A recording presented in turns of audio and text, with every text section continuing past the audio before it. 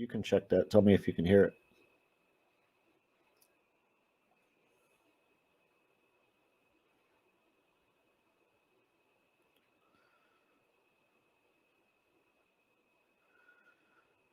Oh, yep. Okay, I can hear myself now. Okay, so we're about to get started here. About 40 people online right now on the Facebook Live side. We're also streaming live to Joey's Pool Player Podcast on YouTube. So you can find him at, I believe it's youtube.com/Pool Player Podcast. For those of you who are not already subscribed, I'm sure Joey would appreciate the subscription. Hit the subscribe button, hit the like button. I think there's a notification button you can hit to get notified when he posts new podcasts. So, yep, we're about to get started here. Same format as last weekend, or last Friday. Best 2 out of 3 sets, races to 9, playing 8-ball on a 7-foot table. The bet is 500 each or 1,000 in the middle. Pretty even game, I would think. Both are good players. Obviously, we saw Joey put on a clinic last week. If he comes back in that form, it's going to be pretty tough for anybody to win. But this is a new day, new set, and we'll see what happens here.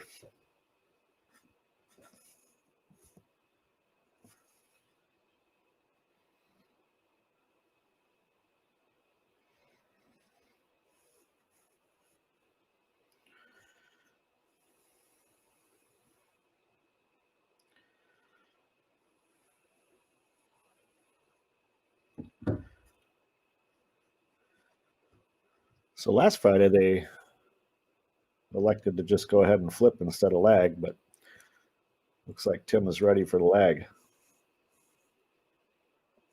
So let's see.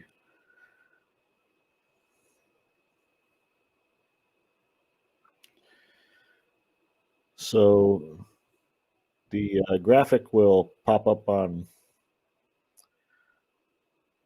the page every now and then with the link, but the link. Okay, there we go. Well, Joey will be first to break. So here we go, game number 1 of the first set.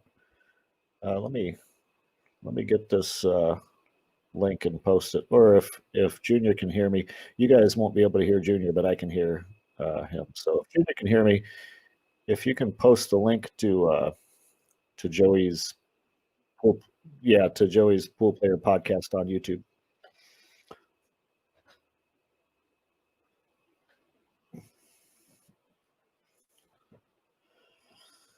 So these guys are playing at Main Street Billiards in Mesa, Arizona, on the 7-foot diamond table, as you can see.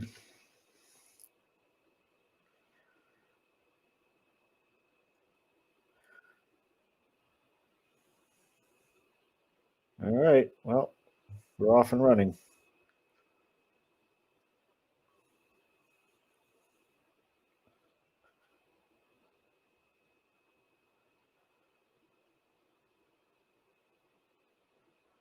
He came up dry. He hit him pretty solid, but came up dry. So the balls are all laying real nice. And Tim has a couple nice shots to get started with here. So he can really take his choice of whether he wants to take the solids or the stripes. If the 4 passes the 13, I would expect to see him shoot the 3 and then the 6, and then that pocket will be cleared up and the 6 will be out of the way, and he can pluck these balls off however he wants. He may elect to just go ahead and pull it back a few inches here and shoot the 4 on the side after this, then get rid of the 2. Yep, just like that. Then he can go ahead and get down to that side of the table. The only question is going to be, he's probably going to have to play position on the 5 ball off of the 2. because I don't know if the 7 passes the 1, then he'll play position on the 7 ball. If the 7 doesn't pass the 1, he'll be forced to play position on the 5 ball. And the 5 ball is a little tougher to get on because he has a little bit less margin for error because of where the 8 ball is and the 7 ball is. He doesn't want to get too thin on it, but at the same time, he doesn't want to come over too far to where he doesn't have a shot. So this tells me the 7 does go, and he hit it perfect. So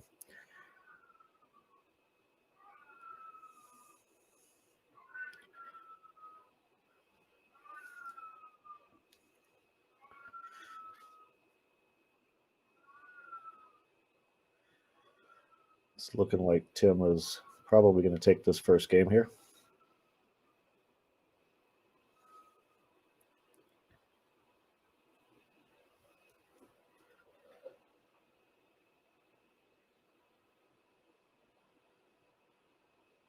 So he got kind of straight, which means he's going to have to get himself a little bit close to his work on the 1 ball. I think that's why he's going over there to double check his angle, because he's going to draw back a couple inches, but he doesn't want to end up like right on top of the 1.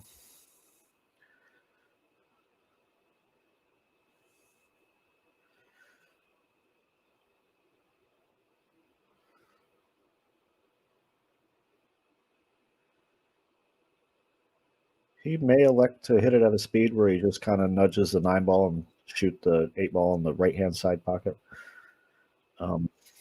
Or he can try to probably draw above the 9 and miss it and shoot the 8 ball in the upper right-hand corner pocket.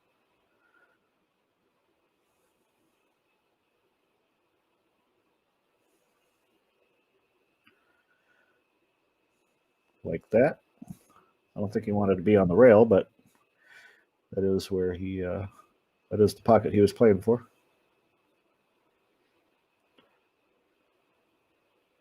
There you go. Game number 1 goes to Tim Daniel.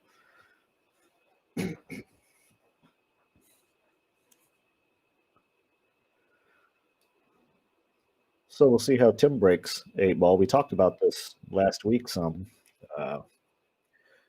Talk about the difference in the break, because last week Nick was playing the 3rd ball break. He was breaking from the left-hand side of the table and hitting the 3rd ball down in the stack. And Joey continued on with the head ball break. And Joey gave me an interesting number today. I'm assuming it's correct, because all I did was the last 2 sets we saw a lot of breaking and running out. And according to Joey, there was something like 14 break and runouts on his part for the last 2 sets. So I do like breaking that head ball break, especially on the bar table here. You just give yourself a chance to run out. That 2nd or 3rd ball break, probably because I never hit it very well. That's probably part of the reason why I don't particularly care for it. But I also think that most of the time you're going to make a ball on the break if you hit the ball square. If they're all tight, looks like Tim's going with the same break.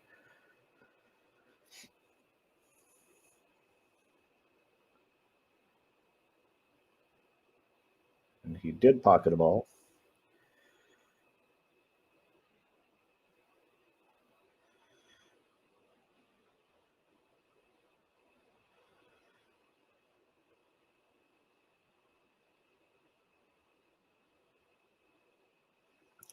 So if he can get rid of these first two balls here, the 5 and the 1, get them out of the way, then the 7 and the 6 both pass into the same corner pocket.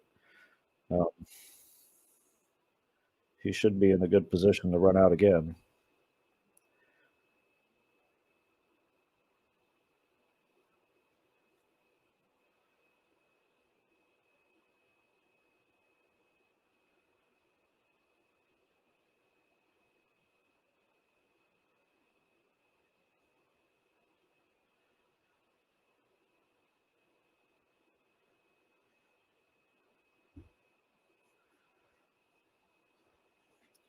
So if he isn't elevated over the 2 ball to shoot the 3, I think he'd like to shoot the 3 ball and just float back up straight, one rail straight back up to around the middle of the table.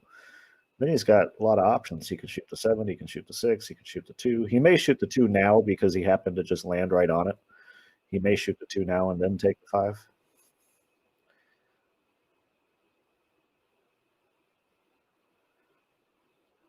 Oh, okay, he's going to go ahead and get rid of these 2 balls first, then take the 5.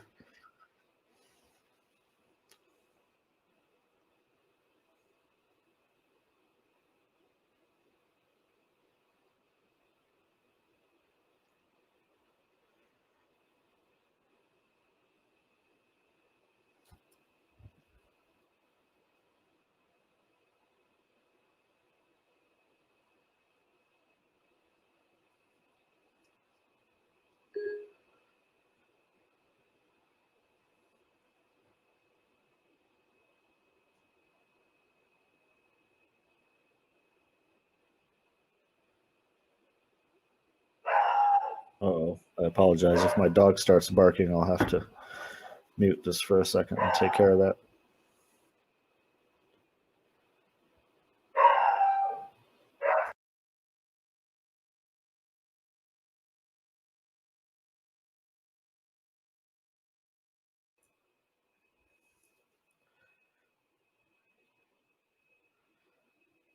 This was actually good because the 3 ball really wasn't in a great spot to be the last ball to shoot, because had he shot the 7 first, then he probably would have played position for the 4, get on the left-hand side of the 4, swing around, maybe shoot the 3 in the side or something like that. But it really didn't fit real well in the pattern. If he could get rid of the 3, well, now it looks like he's going to go 4-3, then 7. But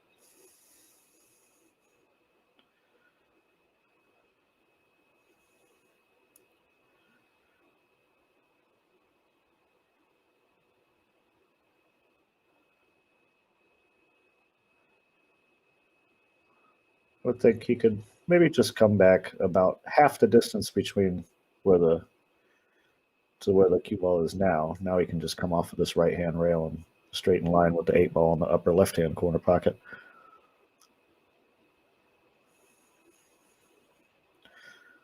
Well,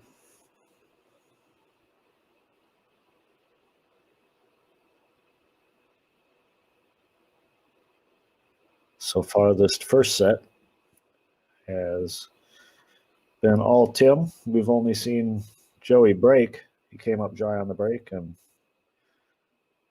he is about to trail 2-0.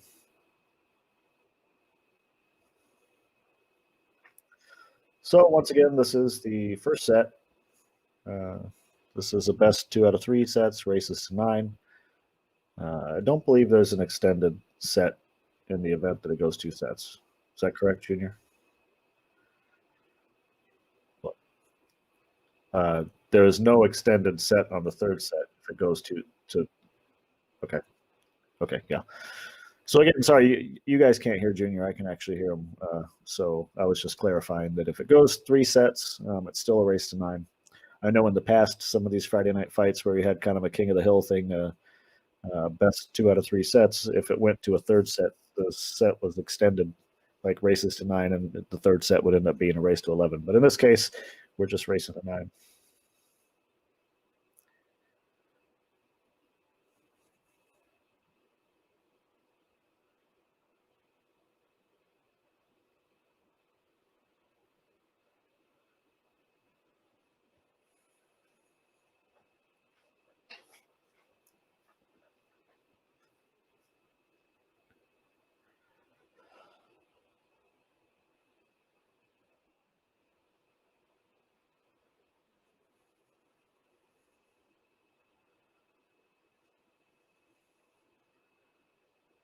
Well,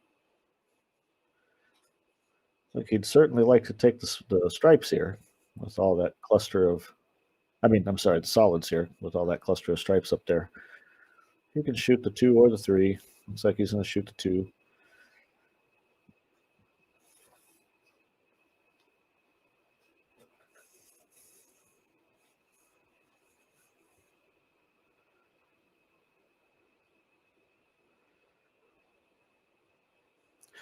I expect to see him shoot the 1-7-6-3-5-8 is what the pattern kind of looks like here.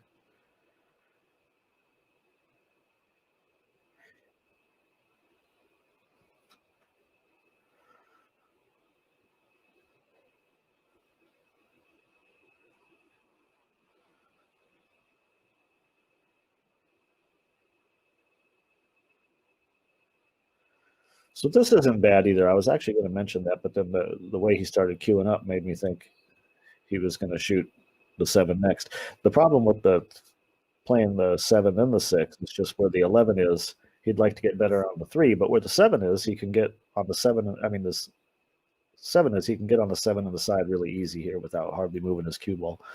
So that 11 ball isn't much of a factor.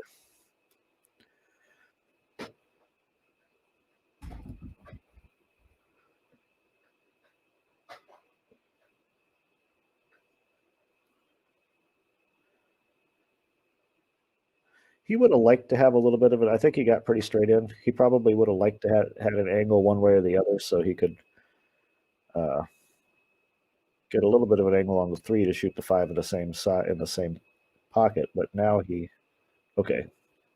forced an angle. So now he could have shot the 5 short side, meaning up in the upper left-hand corner pocket, but he opted to force the cue ball out for a little bit of an angle so that he could shoot the 5 in the same corner pocket, which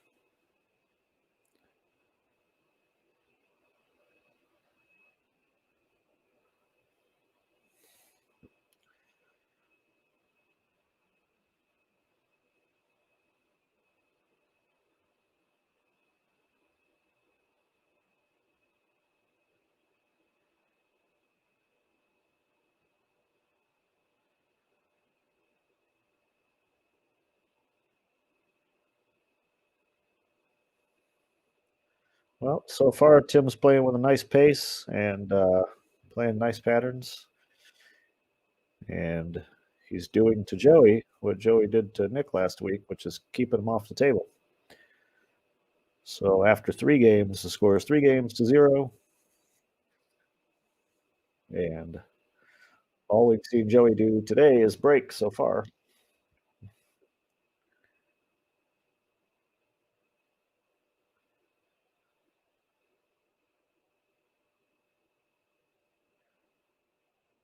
So yeah, I apologize. The score on the AZPOOL15 stream reads 1-0. It's actually 3-0 in the third set.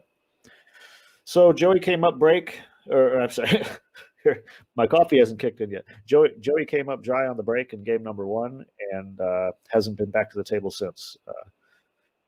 Tim ran out there, and then he just broke and ran the next 2 racks, and he's still at the table.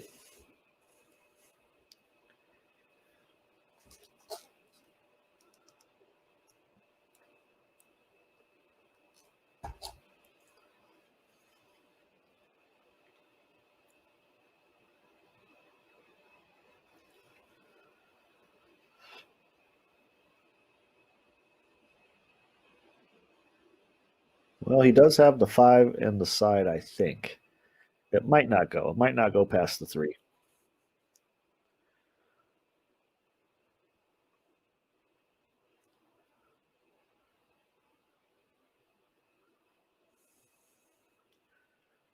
But if it does go past the 3, I suspect that's what he'll shoot. I don't see anything else. I mean, yeah, he can shoot the 2 ball, but that's kind of a flyer. He may be shooting the 2 ball because he doesn't have another shot.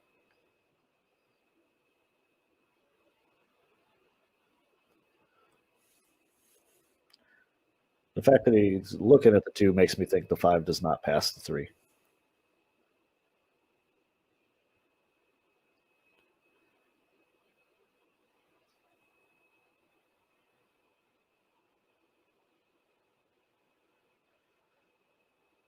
And now Joey gets his first opportunity at the table. And the balls aren't laying great.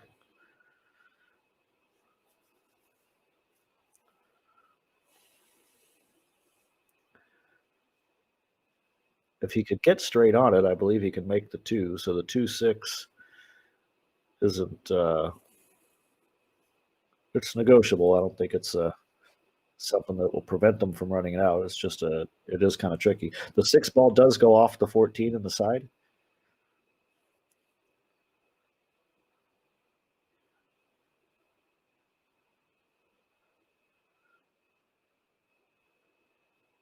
Or it just goes straight in the side.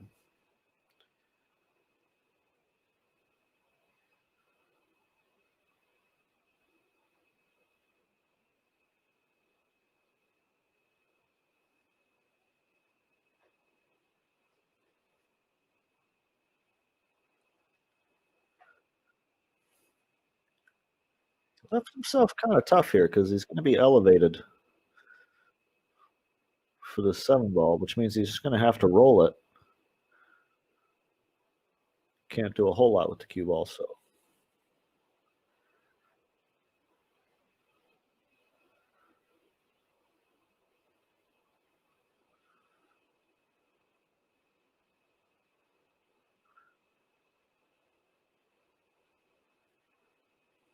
I don't know if he can somehow twist that 1 ball, but if he could get around that 12 to make the 1 in the corner pocket in the lower left-hand corner, then he'll be looking pretty good because the 5 ball's sitting right there. Oh, okay. He opted to play safe. Nice shot.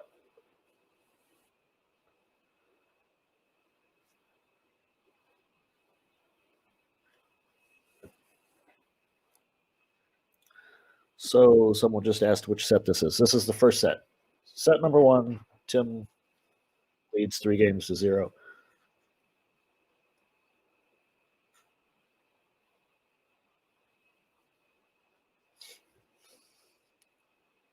So Tim called the bank. I don't know if he was playing the bank into the 14 or if he's trying to pass the 14. Okay, he played the combination. Nice shot. I was thinking that had to be the shot he was playing because I didn't think it passed the 14. Although he did leave the 11 in a bad spot for him.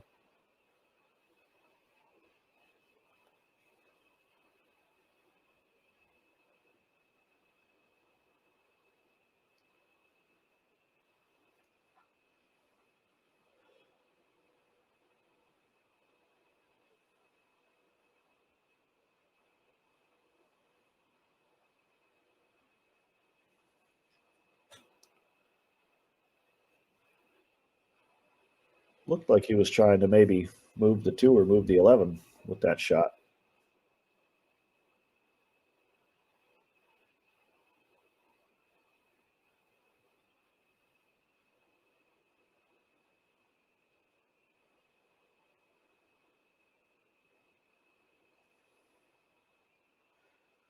Well, it just got worse. So unless he comes up with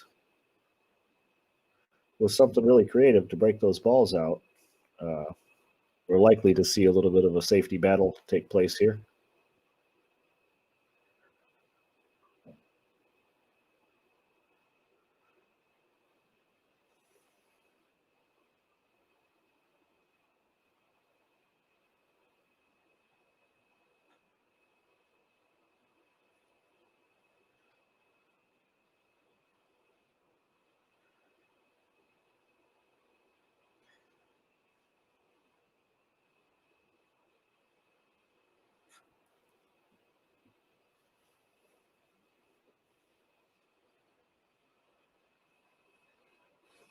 I don't think he has a bank with the 11 that close to the rail. I don't think he can shorten it up without double kissing.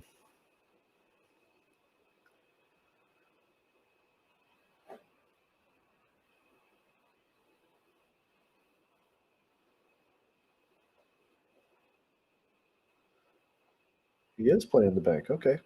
I guess from this angle, he feels he can shorten it up.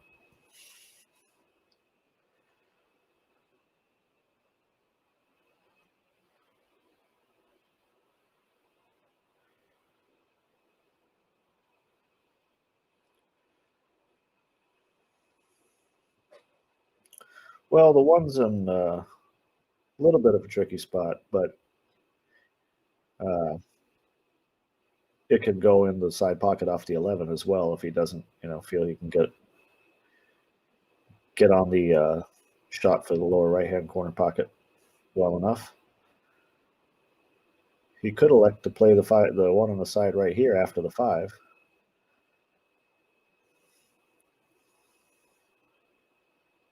He just needs to, if he does play that shot, he needs to hit it at a speed to make sure he doesn't tie the 11 up to the 8 or tie the 8 up to the 2. If he's going to play it off of that 11, he wants to make sure that something doesn't get tied up after he hits that 11.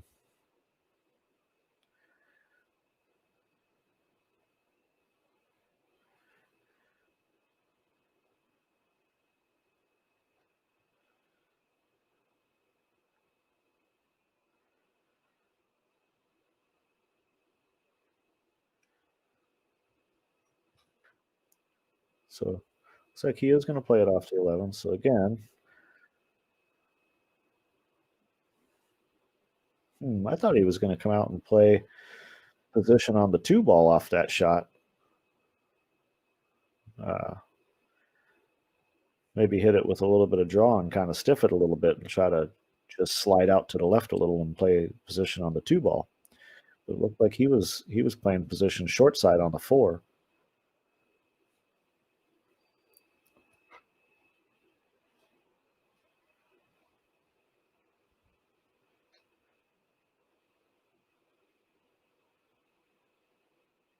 Well, he's looking at it like he wants to go for the cut.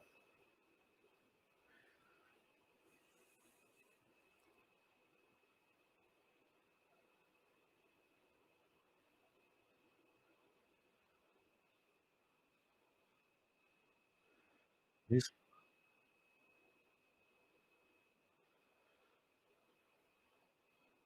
just missed it. Well, this is a game that after Tim missed that bank, he probably didn't expect to get back to the table. So I think that even though he's left a little bit tough here, he can't be too upset about it because he's back at the table.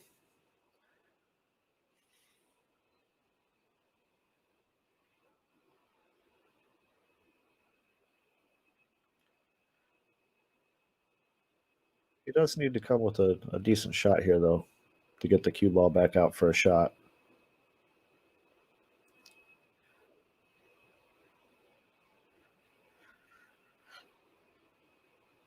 No.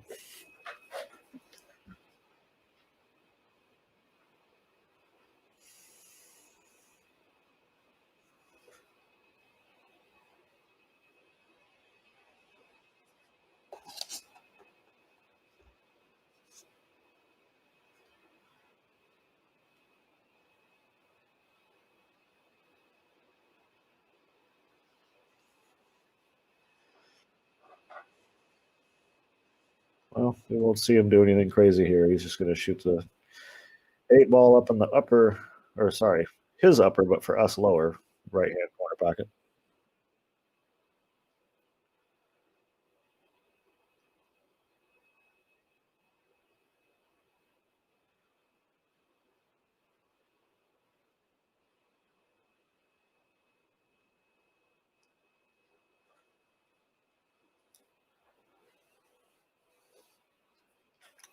There you go. Joey gets on the board.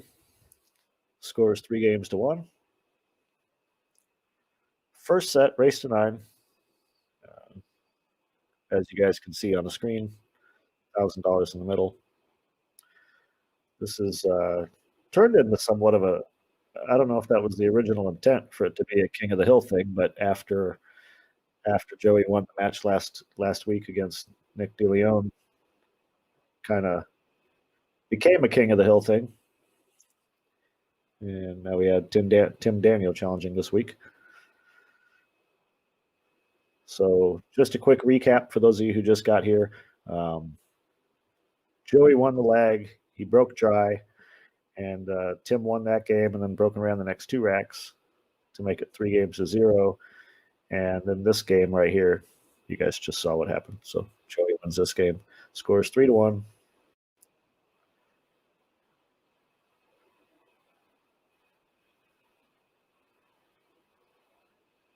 Now let's see. If Joey could break the way he did last week, let's see if he could keep that going. Looks like if 13 is going to dribble in. But the balls didn't spread so great. There's still some work to do down, well, from our perspective, up in the on your monitor, the upper portion of the table.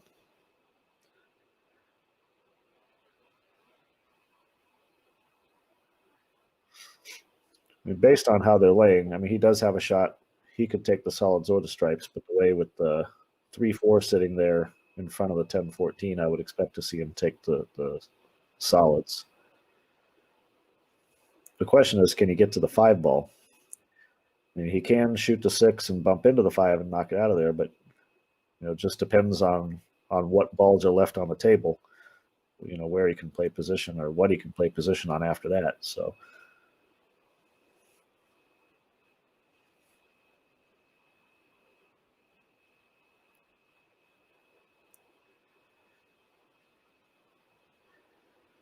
now if he could miss the 10 and hit the high side of the 8, shoot the 3 ball, miss the 10, hit the high side, from our perspective, hit the bottom side of the 8, as it looks like on our monitor, that would break everything up real nice.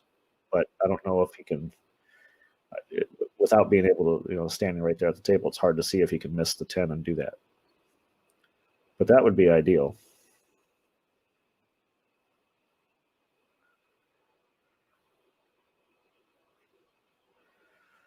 He elected to go that route. Okay.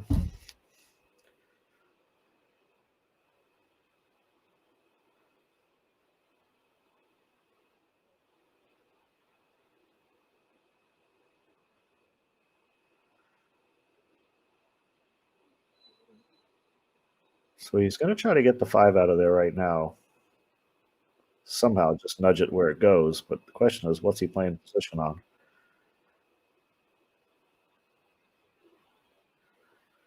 All right, well, the 2 ball is sitting there.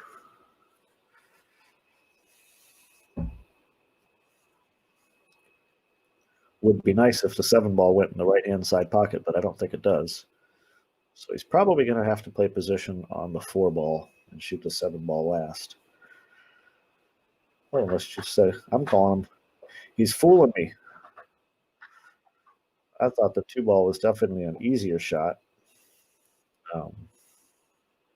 But he elected the tougher shot, and now he is in a better position now, though, than he would have been. So he took a little bit riskier shot of the 2, but put him in a better position.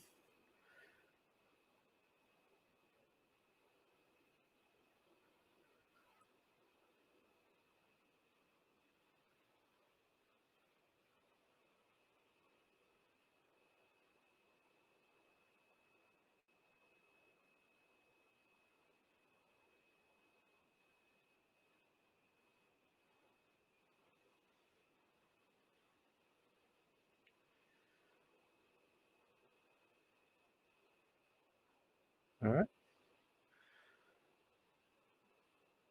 Joey wins game number 5, trails 3-2.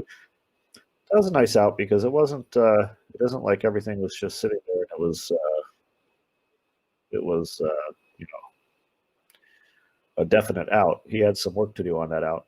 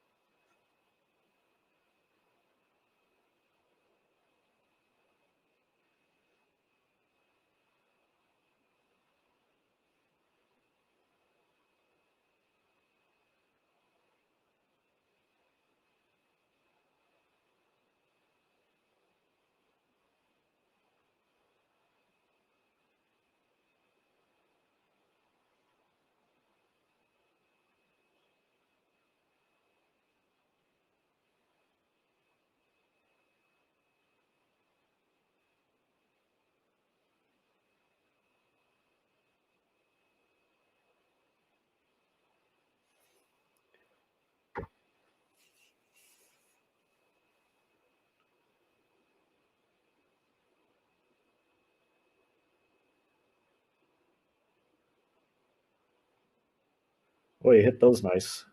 Might have hit the cue ball a little bit high, but he definitely hit the head ball solid. But he came up dry. So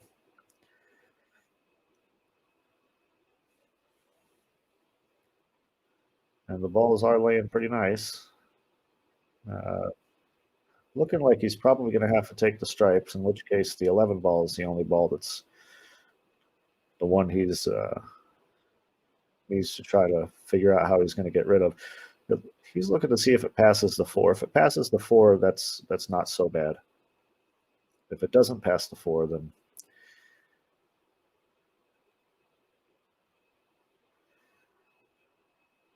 unless he sees another shot, he can shoot to take the solids.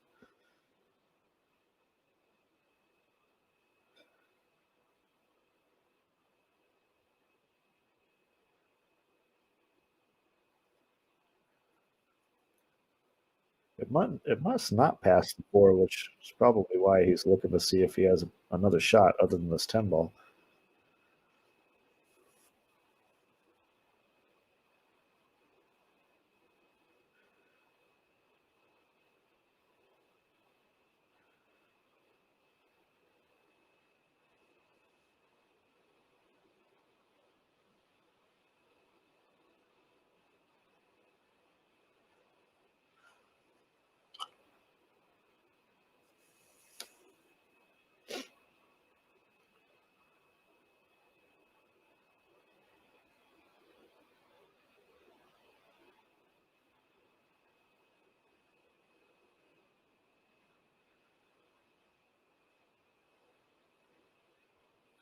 It looks like he's going to try to go ahead and go into the 8 here.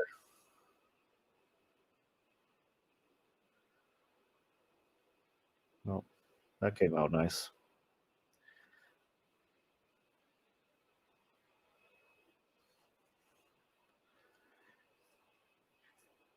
I like just going straight forward 2 rails and trying to put kind of in the middle where you might have a shot on the 12 on the side, the 13 in the corner, the 9 in the corner, right there.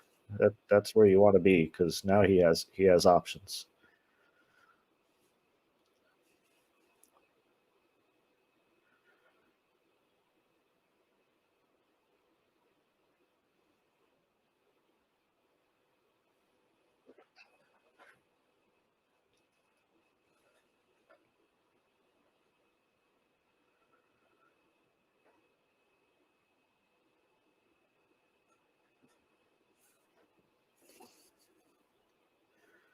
If the 8 ball passes the 4, I may shoot the 12 here and then the 9.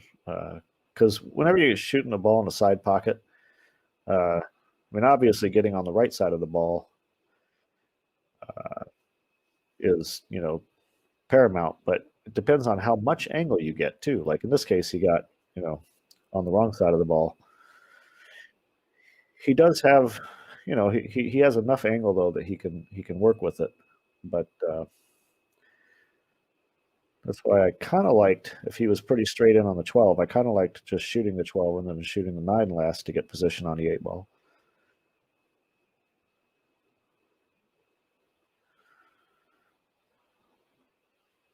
But it's looking like he hit it dead perfect.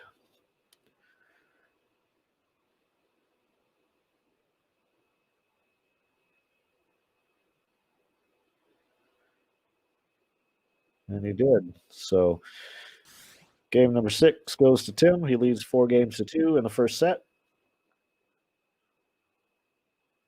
I'll give a quick shout out to a few people. Obviously, Mike Gwynn, you see his logo and his picture down there in your lower left-hand corner pocket. Realty One Group. Any of your real estate needs, he's the man to call.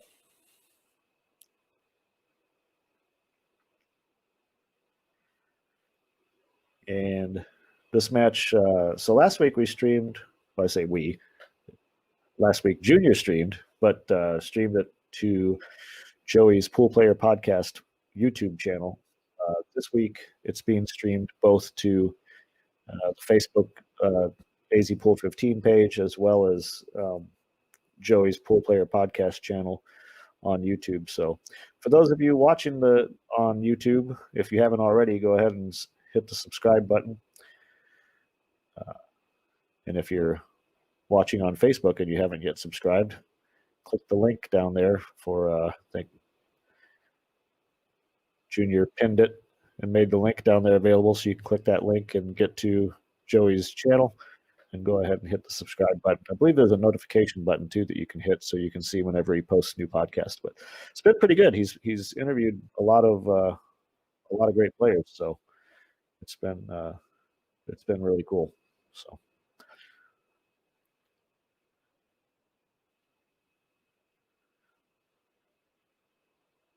Tim keeps making that same ball in the side pocket.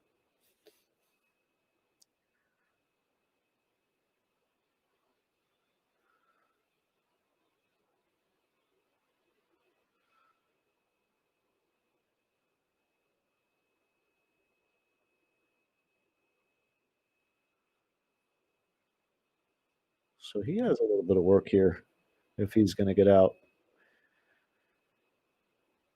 The 6 and 13 are a little funny, and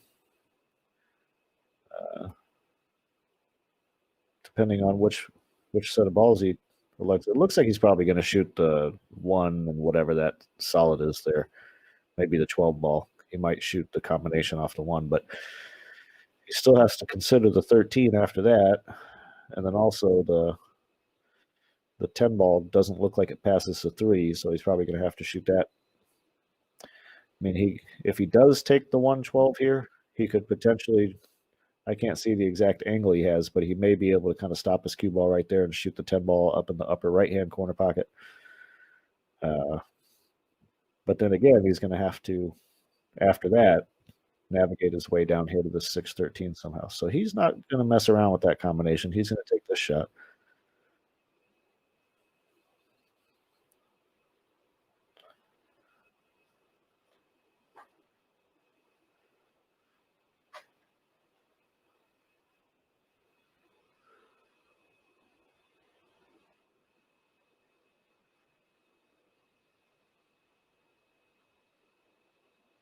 So hopefully you all can hear me a little better this week. I'm using Junior's mic. Last week I was just using my headset mic, and they told me my audio was a little muffled. So this week I'm using an actual microphone. So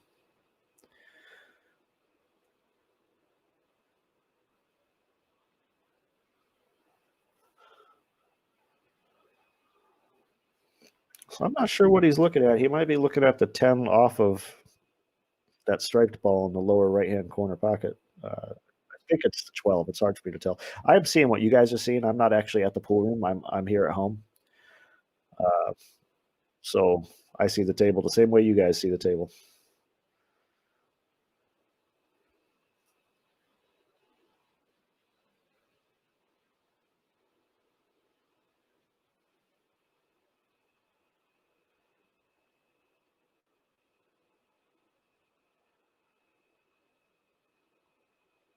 Brian, I believe that is the table they're playing on.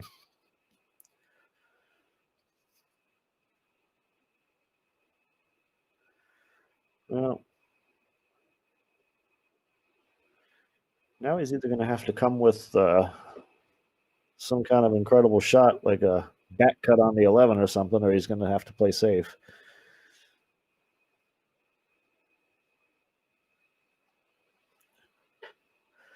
Problem with playing safe now, and I know I talked about this last week, but I'll mention it again. The problem with playing safe is he's at a huge disadvantage if they get into a safety battle right now, because he only has a few balls on the table. So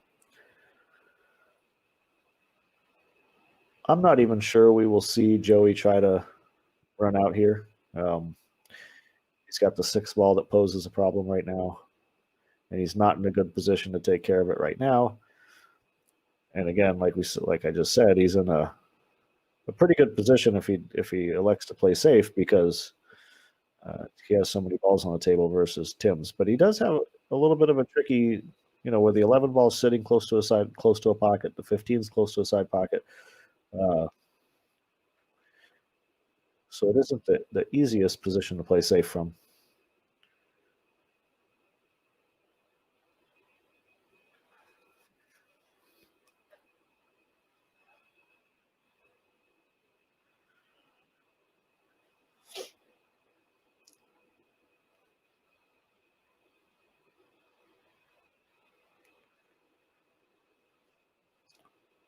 He just pointed at the side pocket, so I think he's going to shoot the 2 ball in the side pocket. At least that's what I think he just pointed at. Oh, no. All right, he's back cutting the 7.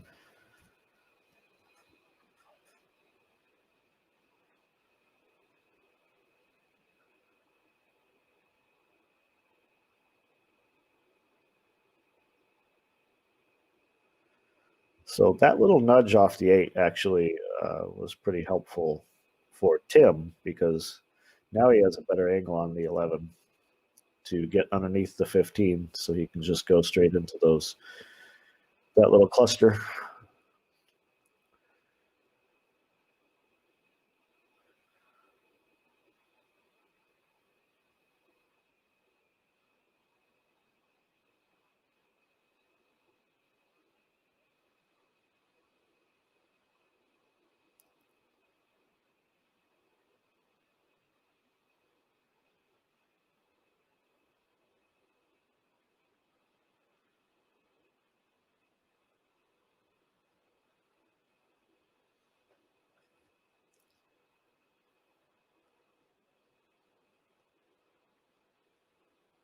Well, it's looking like game number 7 is going to go to Tim.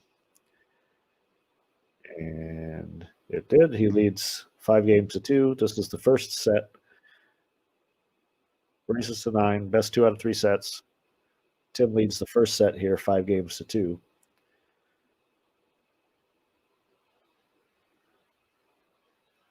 So that's twice Joey has come up dry on the break, and hit him pretty well and came up dry.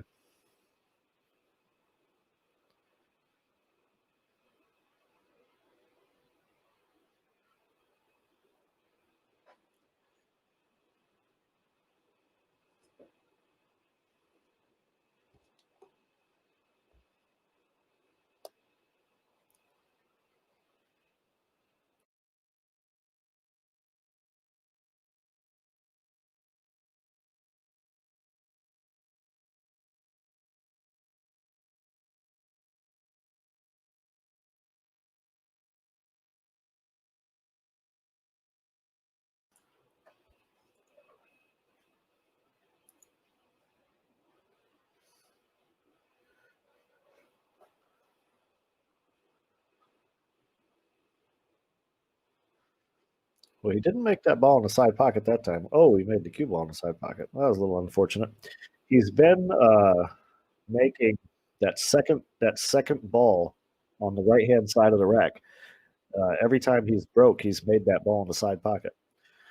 This time, it looked like he might have made it again, but it got kissed, and then the cue ball came over there, and then the cue ball got kissed in. But so I would say this is an opportunity that Joey needs to take advantage of right now. Trails 5-2.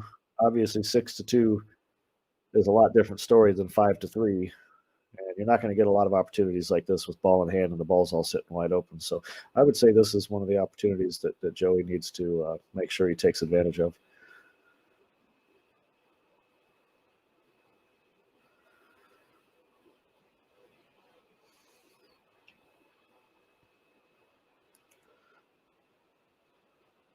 The solids are probably the better choice, since once you've cleared all the balls, you clear up the 8 ball. If you go with the stripes, you're limited on where you can make the 8 ball.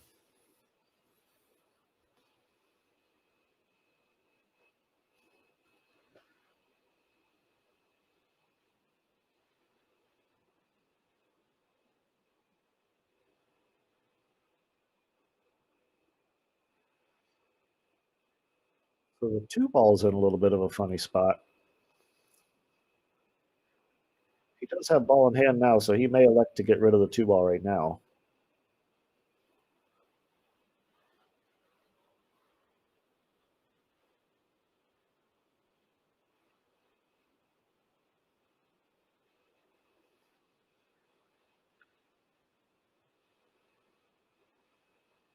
And that looks like what he is going to do. So I think he's going to get rid of the 2 and then the 1, because the 1, although it does go, it's down here all by its lonesome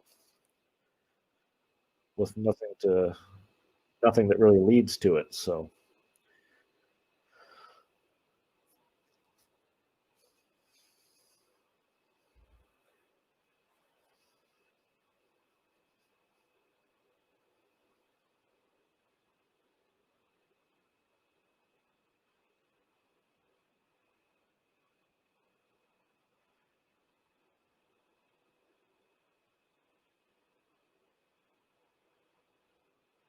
I think he might have been trying to get kind of in a spot where he could have maybe taken the 6 if he would have fallen on it, but the 5 ball's right there. But now he's got kind of a, with the 5 ball being where it is in relation to the side pocket, he's a little bit limited in what he can do off that 5 ball. He pretty much has to go forward.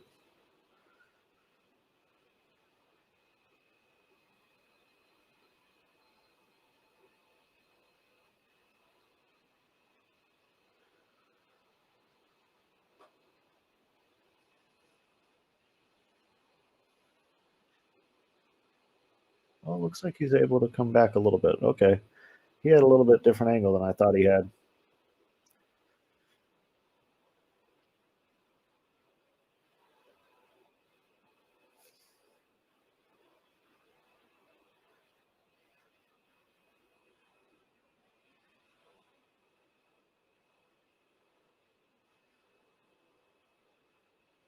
So the 3 ball must pass the 7.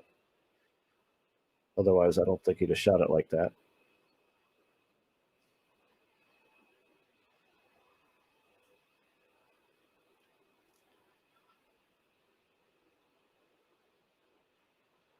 Well, it's all based on the shot. If he makes this shot, he wins. I would certainly expect to see him get out now.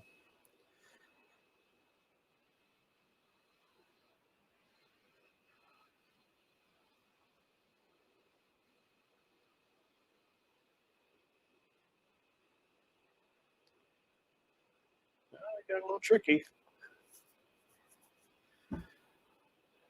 He might be able to just go to that side cushion and back out, just like that.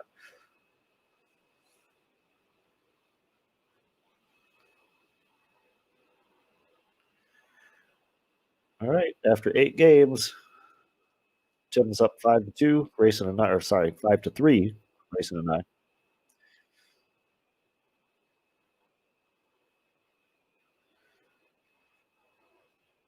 So that was definitely a big game. 5-3 is still, you know, somewhat manageable. 6-2 is starting to break. You know, if a player's up 6 games to 2 in a race to 9, he's starting to break loose pretty good. So that was a pretty big game.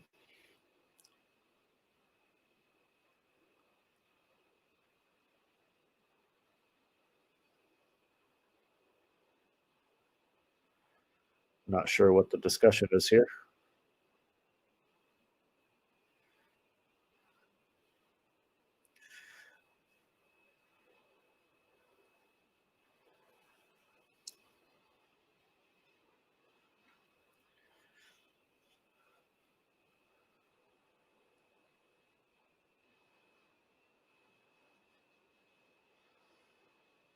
So last week, Joey said he was breaking with the Predator BK Rush, but I don't know if that's what that is. I can't. That doesn't look like the same cue as last week, or that, or I just can't remember. All right, he hit those nice, and got a nice result out of it.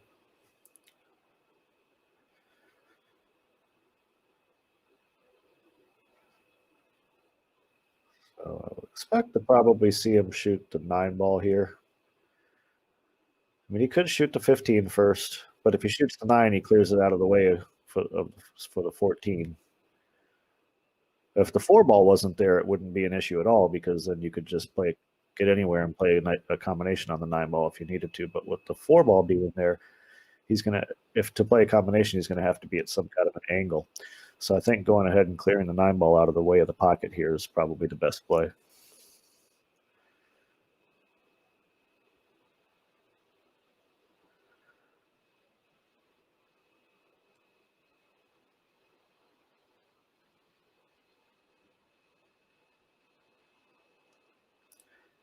So I'm looking at the chat and Jill saying that somebody should do a shot every time Tim wins. Oh, me. I'm not doing any shots today. Otherwise, I won't be there tomorrow for the Jack and Jill tournament. I think every time anybody wins a game, Junior should do a shot.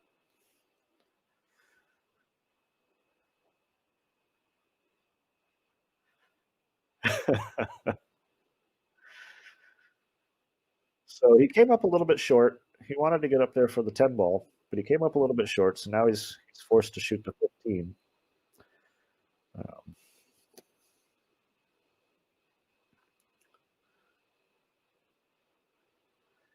it's a little bit tricky because he has a pretty tight margin for error to get on either the 10 or the 14. So he's in a little bit of a spot here. It looks like he hit it perfect.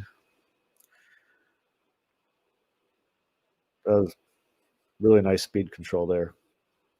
That's a tough one to judge. You're basically crossing the line that the line that you need to be on. Your cue ball's crossing over it, so you're relying 100% on speed control to get a shot. And it looks like he did get there, and he got right in that sweet spot where he had a shot on both balls.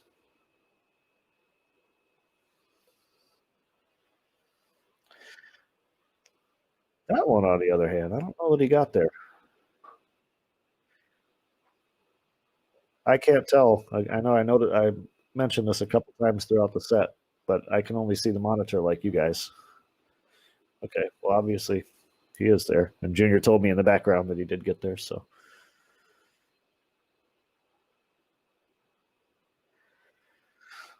that was a nice shot, missing the 2 ball. Could have been just as easy to come off of that ball and clip the 2 ball and end up down there with no shot, but he got past it, and now he's right in this match at 5-4. So he's playing with a. He told me he won a Jack Madden cue. Does anybody know if Jackie's still making cues? I haven't heard his name in a long time.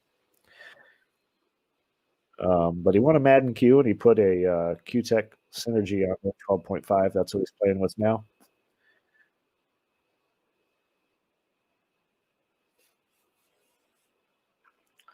I actually don't know what Tim plays with. I really haven't had the chance to see Tim play much. I just barely earlier this year, like at the beginning of the year, the first time I had even been in a pool room in like 11 years or something, um, came out. Then all the COVID stuff happened this year, and so I never really I hadn't been around enough to see much of him play. But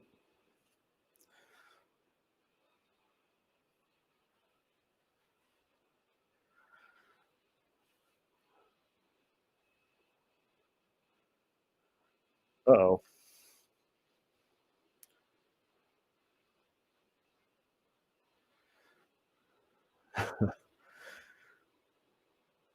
well, let's see here. I would expect to see him, regardless of which set of balls he takes, the stripes or the solids. He's going to either pluck off the 15 or the 2 ball right here, I would think. Or if he's going to take the solids, he may pluck off the 4 and the 5 or 6. But yeah, he's okay. Well, he's going to get rid of the 9 and the 15. That way they're both out of the way. And then now he just has one side of the table to deal with. So.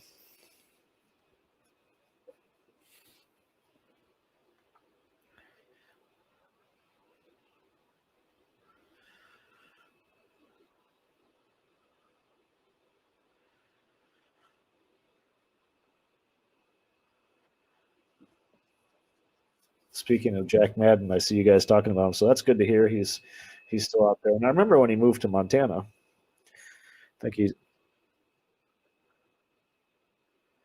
but for those of you who had never seen Jack play, he had a pretty interesting. So Keith McCready plays pretty sidearm, his arms out to the side, but Jackie Madden was even more so than Keith. But he played real good. I remember when I was a kid, probably over 30 years ago, he was came to Hard Times and was staying out there in California for a while, and he was playing real good then.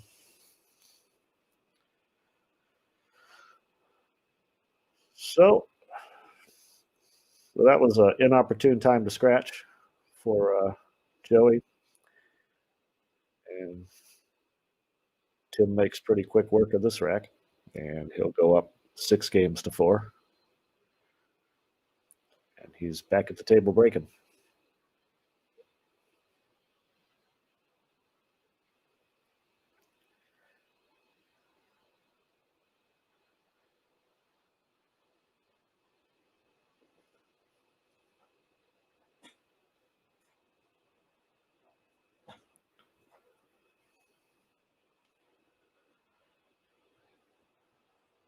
So, quick recap for those of you who just got here.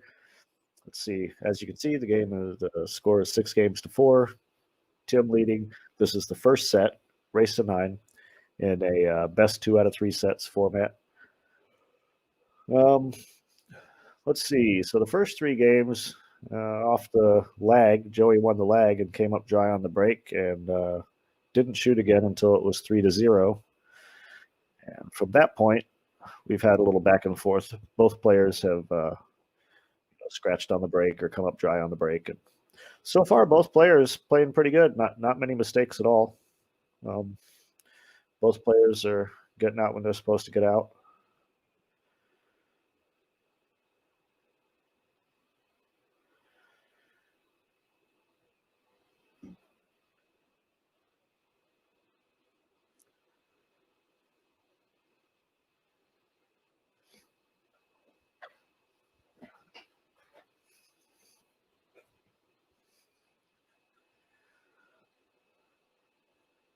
I keep trying to see what that logo is on Tim's shirt.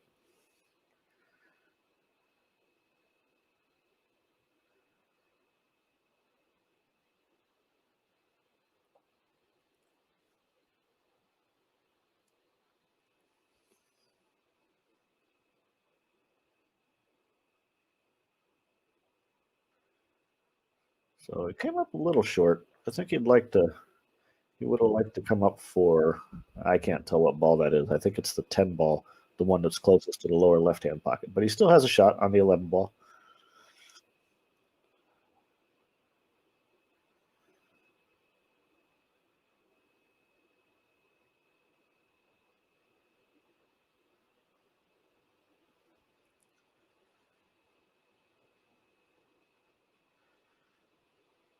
Uh-oh. Oh, okay, you can still see it.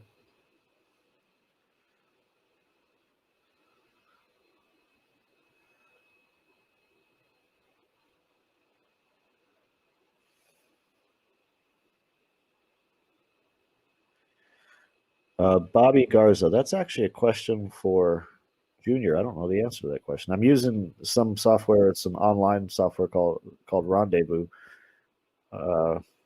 on telestream.net. That's how I'm doing the commentary remotely. I'm not sure about the streaming software.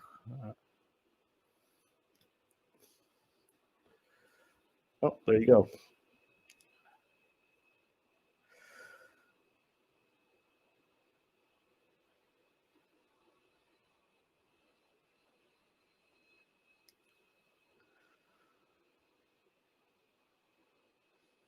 Well, so far, Tim's playing real solid. Both players are playing solid. I think really what it's boiled down to this set is who's been more productive on the break, uh, and so far, that's been Tim.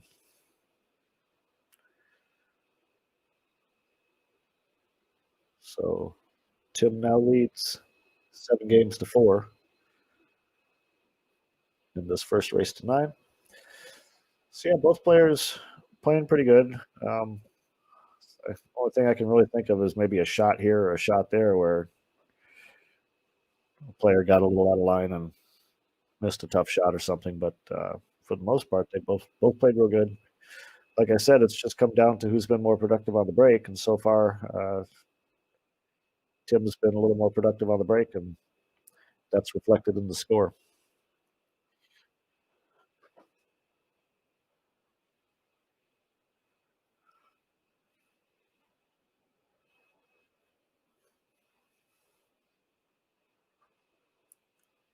So watch for the 12 ball. He's been making that whatever that second ball is, the right hand side pocket. So in this case, it would be the 12 ball.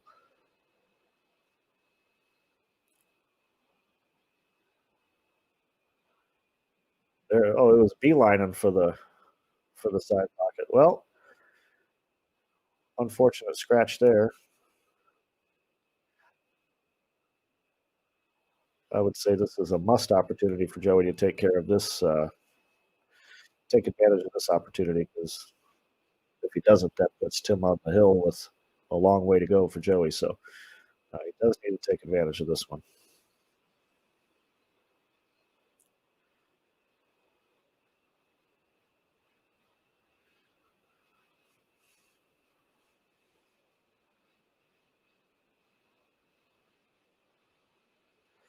The 3 ball must pass the 12, because if the 3 ball didn't pass the 12, I don't see why he would be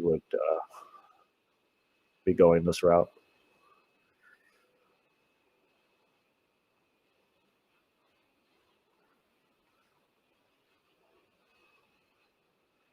So if it does, it looks like he can shoot the 2, then either the 3 or the 1.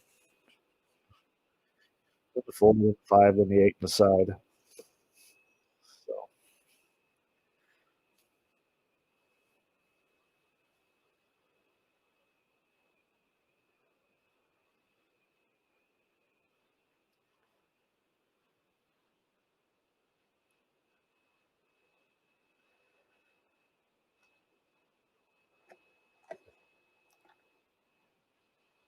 I'm going to mute myself for 1 second so you guys don't hear me drinking my coffee.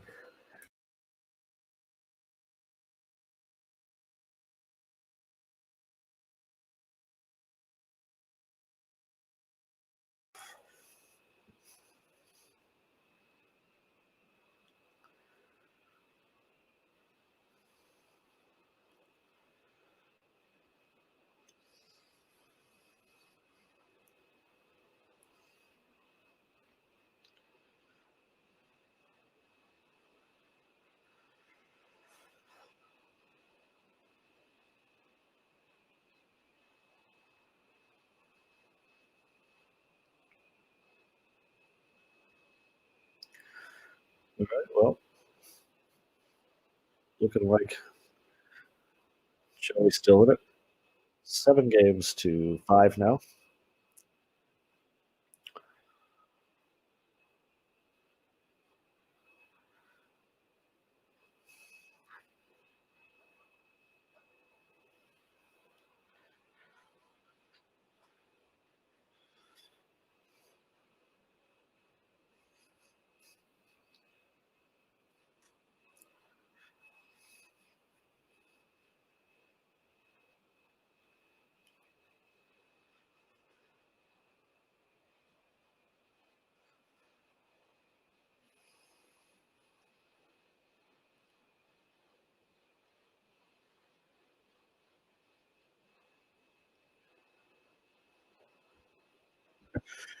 All right, so let's see what happens here. Like I said, so far it's just been a matter of who's had the opportunities after the break. So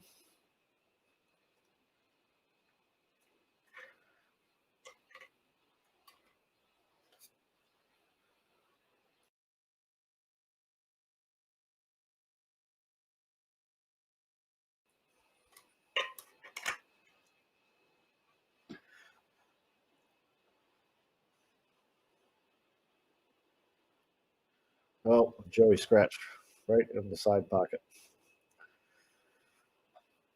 Well, that'll likely hurt. So I would expect to see him do something with. Well, it depends on which set of balls he takes, but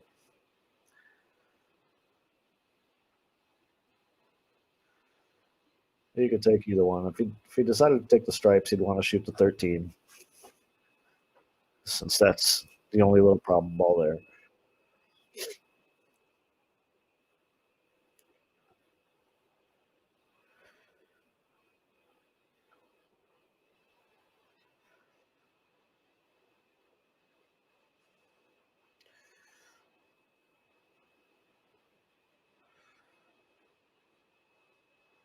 So now the way the balls look like they all fit together, well, I guess it depends on this shot where he goes, but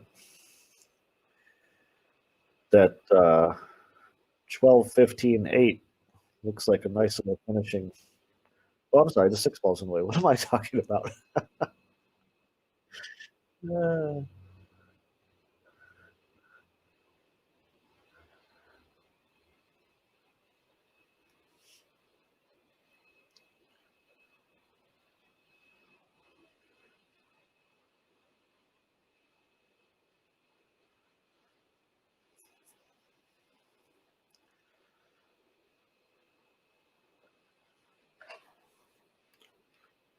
So Tim's looked sharp this whole set so far. He playing at a nice controlled pace and hitting the balls pretty nice. Again, both of them really. It's just come down to the breaks. So, but Tim's definitely played well so far.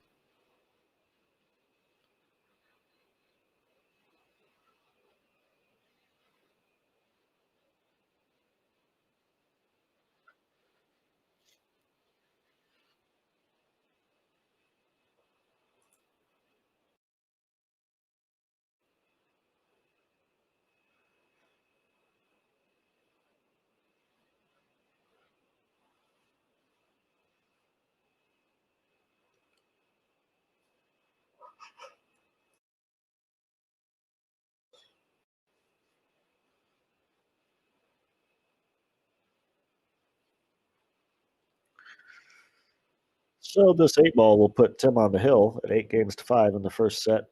They are playing at Main Street Billiards in Mesa. So it's 8 ball, as you can see, on the 7-foot table. Race to 9, best 2 out of 3 sets for 500 a man or 1,000 in the middle.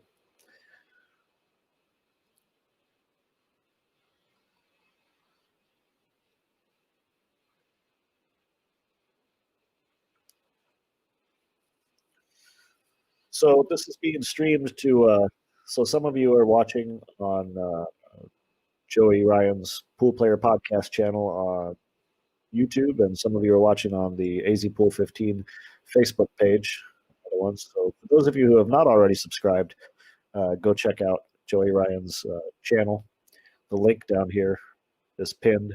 Junior pinned the link so you guys can go find Pool Player Podcast YouTube channel. Go ahead and give it a subscribe. I think there's a button there you can click to get notified when he puts up new podcasts. So go ahead and check that out if you haven't already.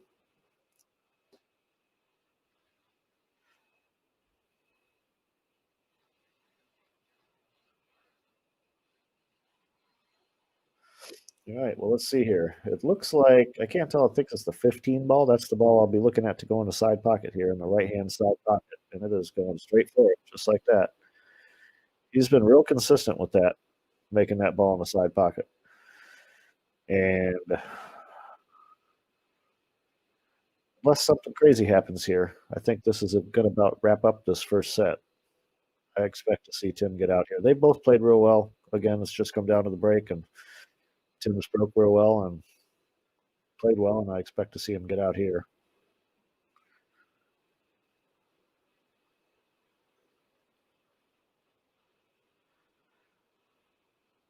So if he does take the stripes, like it looks like he's thinking about doing, he needs to consider that 14 ball.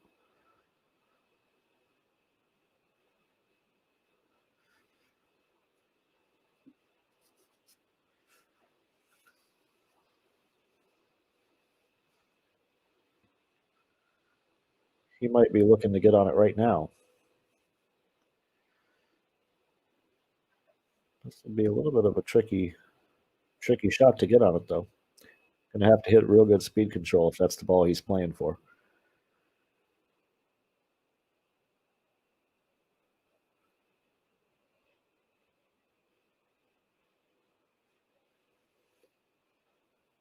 Well, I may have commentator cursed him here, giving him the game before he shot a ball. Yeah, of course I'm not the one at the table, so what I like or doesn't like doesn't matter too much, but I kind of thought I liked the solids in this particular case a little more just because of the 14 ball.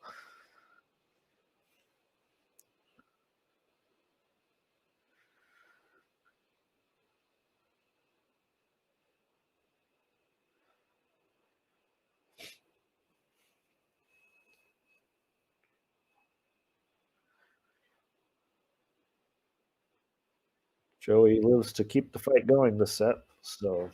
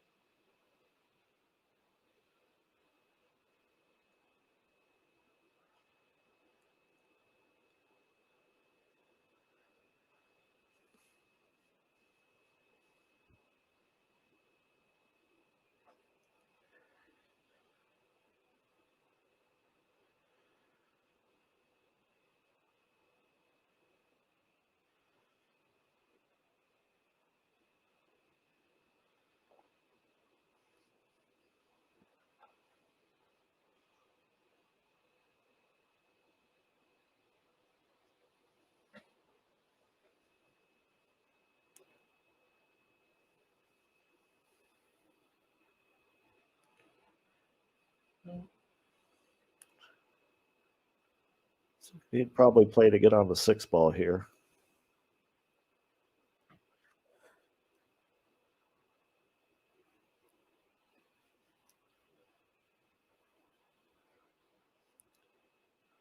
I don't think the 6 passes the 14, so I think he really needs to shoot the 6 here. Um,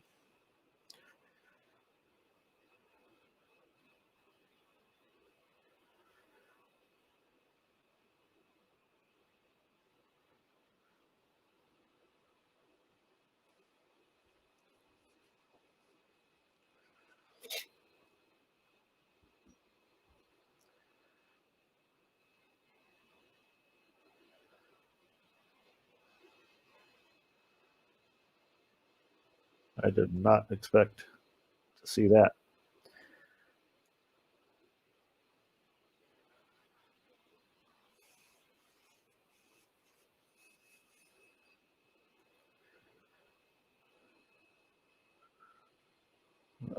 He'll probably try to hit this with some inside English and get on that 10 ball on the upper left hand corner pocket.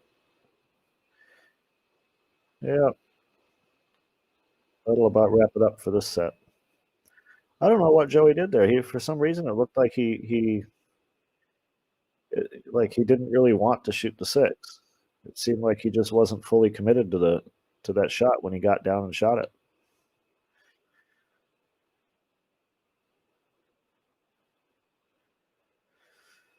So that'll wrap up this first set. So it looks like Tim's going to win this first set, 8 games to 5, and set number 2 is coming right up. Joey, ever the sportsman, gives a little fist bump after the first set.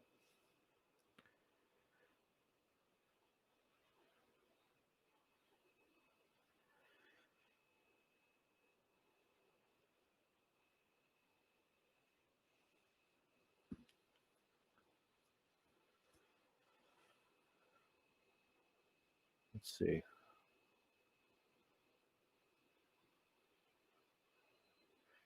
Yeah, that 3 ball, exactly from where he was.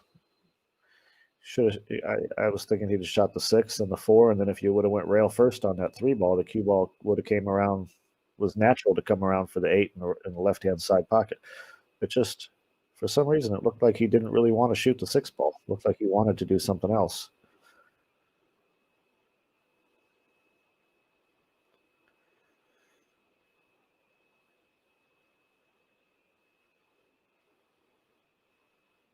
So while they take a break, I'm going to take a quick break. I'm going to go get some water, and I'll be right back.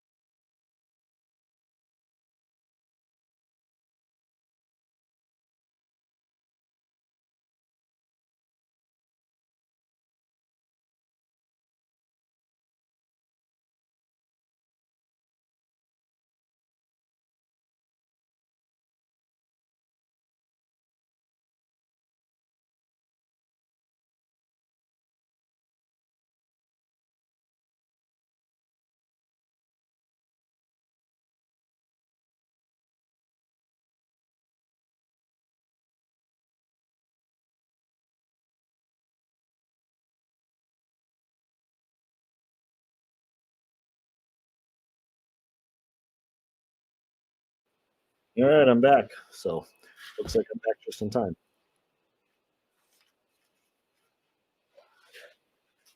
All right, so game number one, set number two.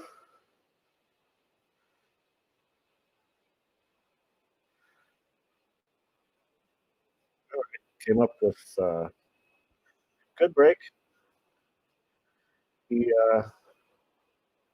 has options. The balls were all sitting pretty good.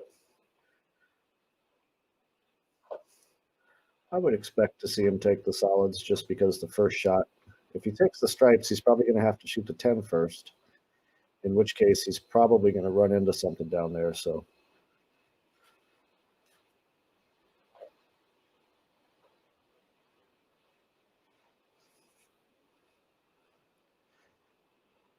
seemed like he just got a little bit, what's the word I'm looking for? Maybe just a little loss of focus on, wasn't sure which ball he was really wanting to play for after that first shot.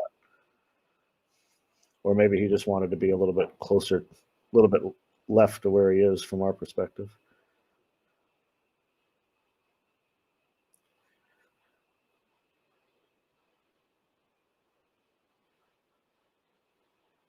He's in good shape, though.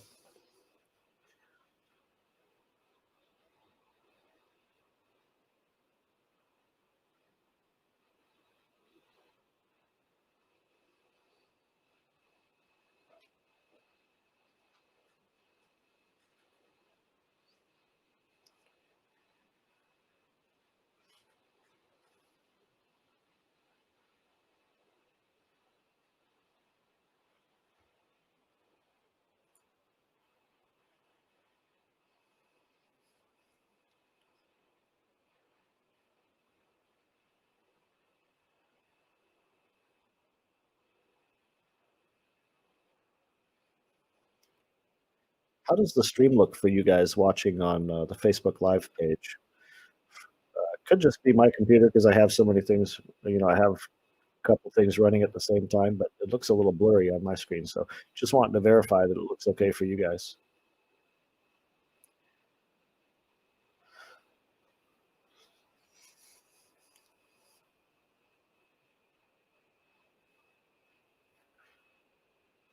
Well, he let it go a little bit there. I don't know if the 4 ball passes the 8. If it does, it's probably kind of tight.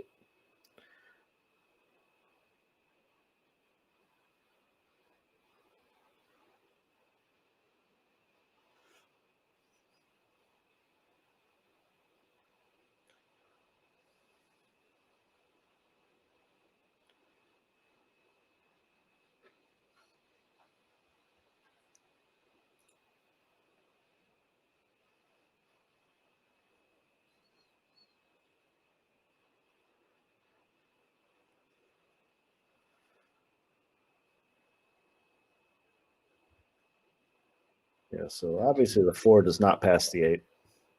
I don't know what he's looking to do. Play it off the 9, maybe? I don't know if he can just back cut it straight in.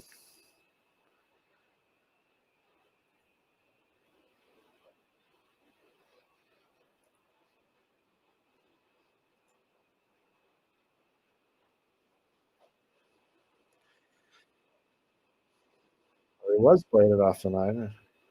Just a touch more and he would have made it. But that was one I expected to see him get out. But at any rate, he didn't leave.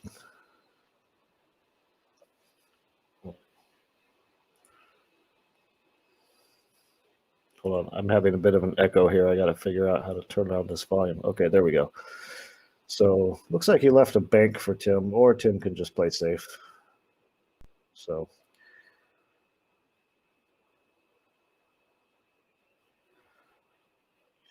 actually, what's interesting is that usually in 8 ball, you do see a lot of safety play in 8 ball. But both these guys, I think partially that's because a lot of people like to use that side ball break, and the balls have a tendency to stay kind of clumped up. So it ends up leading to a lot of games with a lot of safeties played. Both these guys are hitting the head ball. They're hitting the rack hard, and the rack is spreading pretty well. So we're not seeing much in the way of safety battles. It's just these guys running out.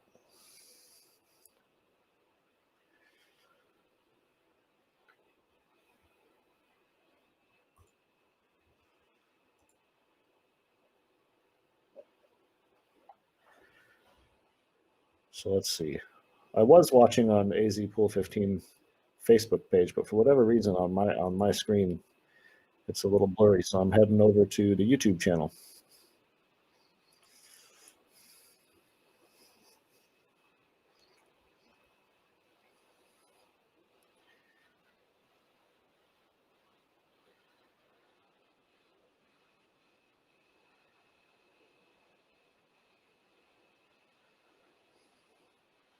I gotta give a quick shout out to Mike Gwynn. Thank you very much. He donated to the stream. Thanks a lot, Mike. Of course, you never need to do that, but certainly appreciated. And meanwhile, Tim just came with a pretty nice shot there. So once again, Mike is also a sponsor of AZPOOL15. You can always see his what would I call that? His ad? I should know this. What do we call that, Junior? His little picture down there with his name and phone number from Realty One Group. So once again, his logo. So Mike Gwynn, any of you guys with any of your real estate needs here in Arizona, he's the man to call. So all right, after game number one, Tim takes the lead, 1-0. This is set number 2. If Tim wins, it's all over. If Joey wins, it is. It forces a third and deciding set. So, yeah, that last rack. In fact, the last 2 racks, for whatever reason, it didn't look like it was nerves or anything like that. It just looked like Joey wasn't 100% focused, or didn't really like the shot that he had to shoot, or something. It just didn't seem like himself there. Again, didn't seem like a nerves thing or anything. It just seemed like for whatever reason, something not totally focused, not totally committed to a certain shot or an out or something, but just a little bit of a lack of focus. And once again, he makes that second ball straight in the side pocket. He seems to have that pretty well dialed. On the right-hand side of the rack, whatever that second ball in seems to be heading straight for that right-hand side pocket. He's made it more often than he has not made it, that's for sure.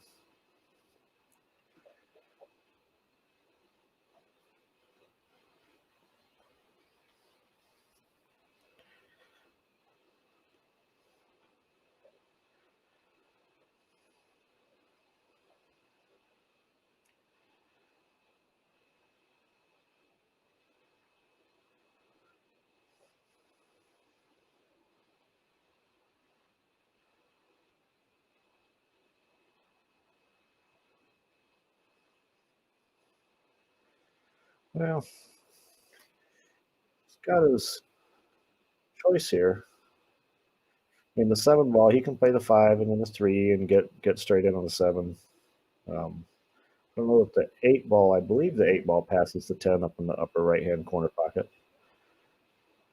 I think you're going to see him play the 7 here next after the 3, just because it doesn't really.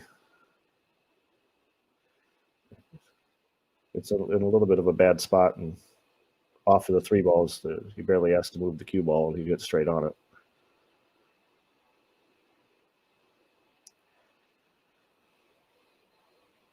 And if the 8 ball passes the 10 ball, then he can just play the 7, 2, 4, and then the 8 in the corner, up in the upper right-hand corner pocket here.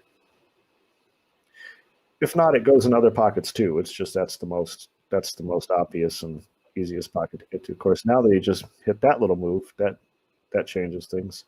Now it definitely goes up there, or the side pocket. So that was a nice little shot.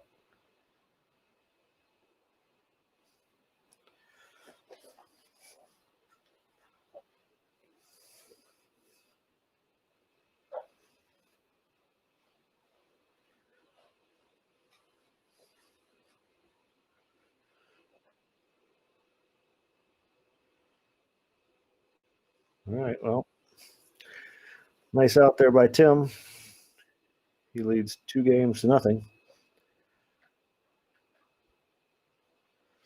So let's watch this break again and see. I wish I should have, once I noticed that ball was going in all the time, I should have started counting just to kind of see how often that second ball goes in the side pocket. But he has that dialed.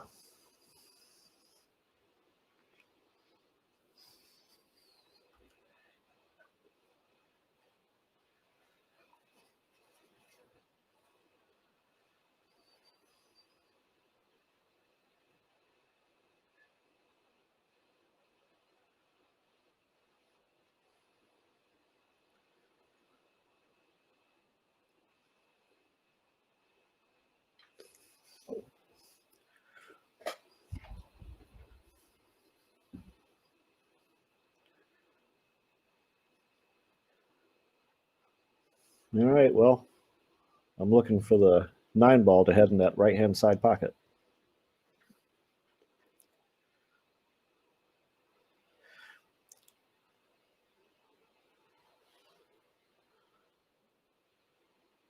Yeah, just like that. I wish that we could see where the camera is because he's in front of the cue ball. I'd like to see how he's hitting that.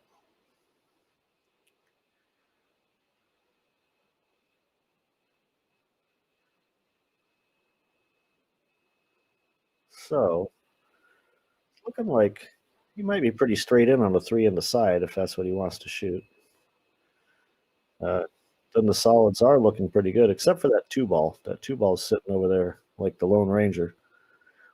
With that probably goes past the 15. Hard to tell from here. I'm at home. For those of you who don't know, I'm actually not at the pool room. I'm just at home commentating remotely. So I'm watching this on my monitor, the same as you guys are.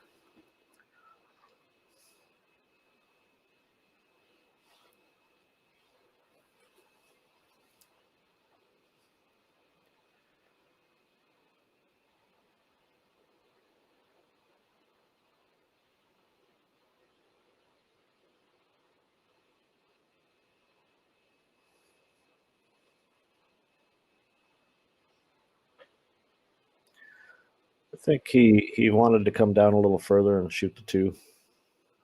I mean, he's probably going to shoot the 2 anyway, although he might shoot the 4 now.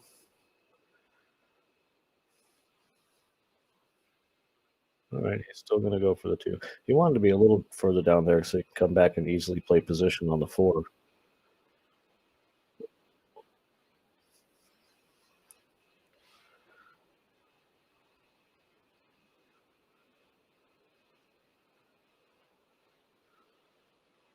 Well, looks like he can see the 7. He can shoot the 1 on the side, of course, but if he can see the 7, I think he'd rather shoot that because he doesn't have to turn the cue ball loose. If he shoots this 1 ball on the side, he's going to have to turn the cue ball loose a little bit.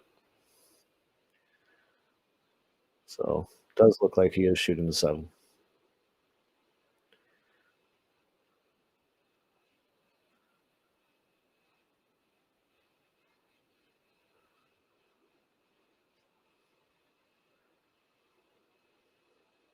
You just roll the 4 on the side and go forward a little bit. At least that's what it looks like from here. Just get pretty straight in on the 1 in the opposite side pocket.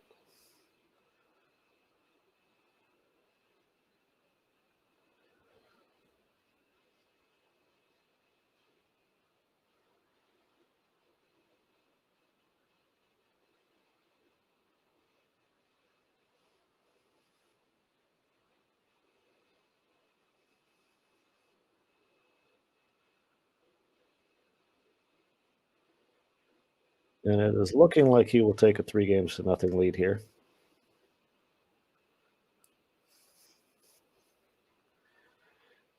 And And he does. So after 3 games, it's 3-0. Tim Daniel leading Joey Ryan. This is the second set, and best 2 out of 3 raises to 9. So if Tim wins this set, it is all over. If Joey wins the set, it forces a third and deciding set. The bet is 500 a man or 1,000 in the middle. I know that's the new 2020 way of saying the bet. When I was younger, if you played somebody for 500, you play for 500. Now, if you play for 500, they say 1,000 in the middle.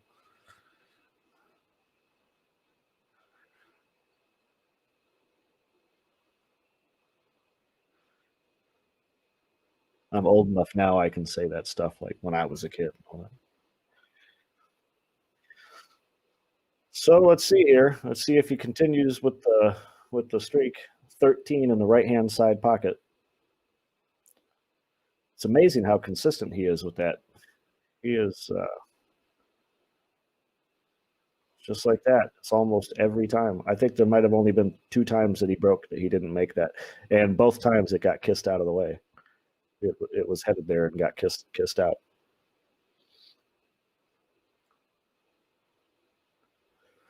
So this one, he's got a little work left here. He did make a ball. Everything spread out, but it kind of spread out and clustered back up. So he has some work here. If he is going to go for the out, I would think that the solids are sitting a little better. So he is going to try to take this combination here.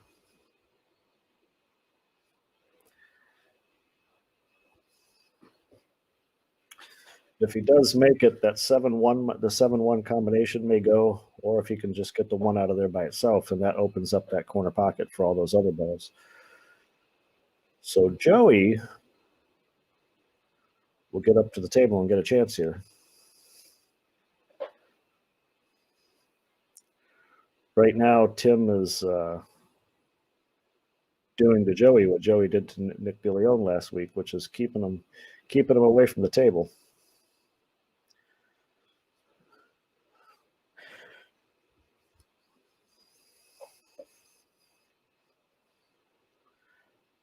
It seems like every time Joey loses a game, it costs him a couple games because Tim comes back and breaks and runs a rack or 2.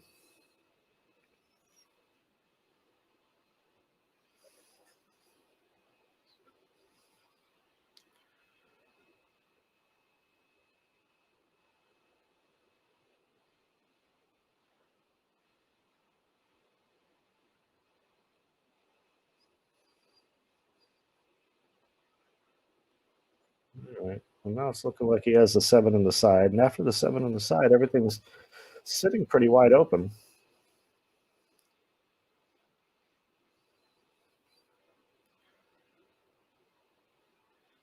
Even though the 6 ball looks like it's sitting out there wide open, it is in a little bit of a tricky spot. So that's a ball you'd probably want to try to get rid of sooner rather than later.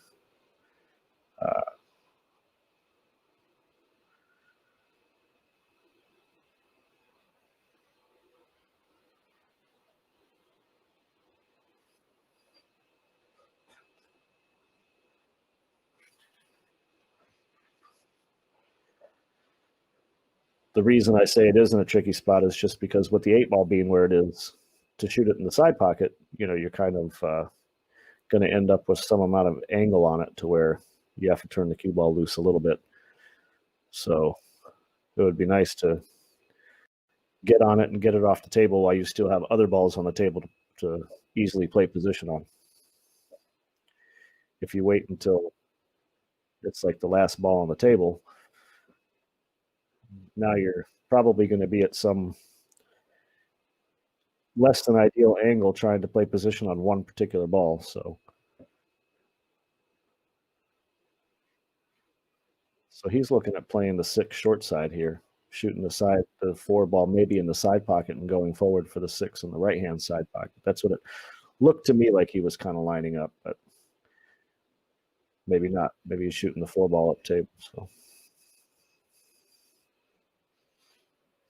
Well, he was just looking at where he wanted to get with the cue ball, so.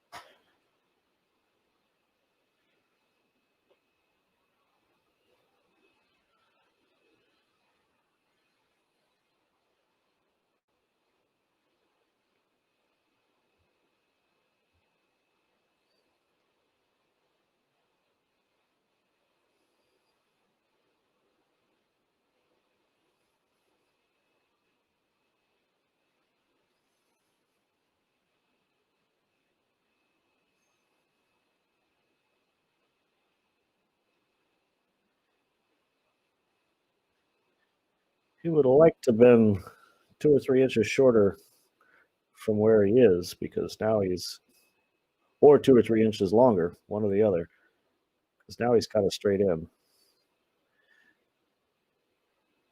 on the 2 ball, which is why he's still putting some thought into this.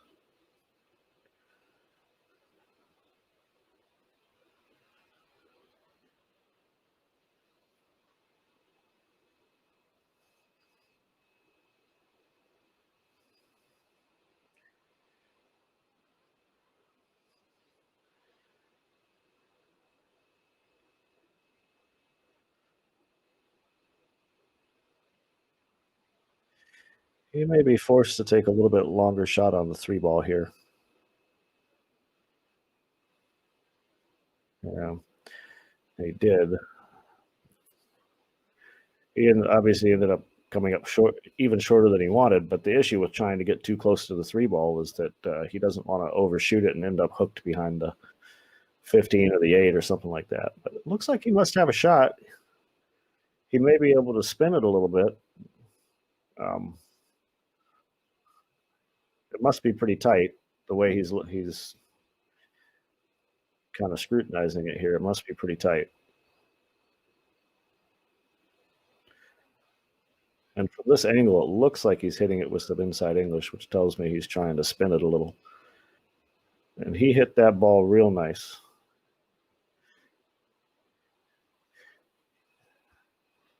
He ended up not getting greatly rewarded for as well as he hit that ball, because it looked like he spun it a little, but he has a shot. He's going to have to back cut it in the side pocket. I think he's worried a little bit about maybe the cue ball hitting the 12 ball and scratching.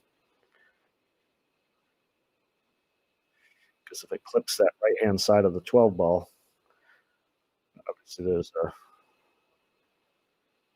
a chance of scratching. Oh, he could just miss the whole 12 ball. How about that? All right. Well, Joey makes a good out there. He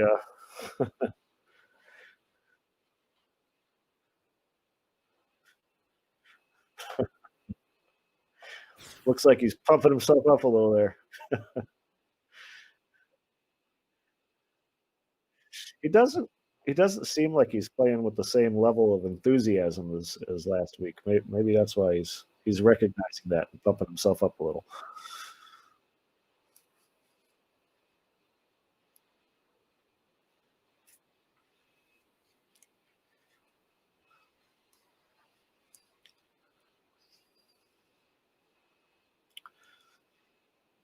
So the score is 3-1. This is the second set. Tim Daniel won the first set.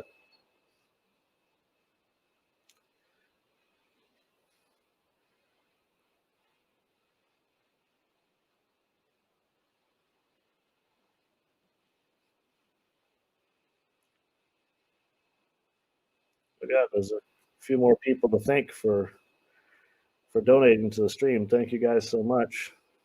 First is Robert Hosel and William Bakehouse. Thank you guys very much.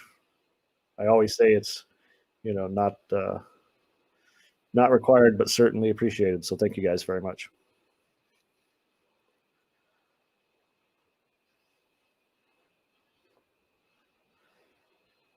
So I can't tell because I'm not that familiar with it. But Junior, if you can hear me, is that Predator BK Rush? Is that what that cue is?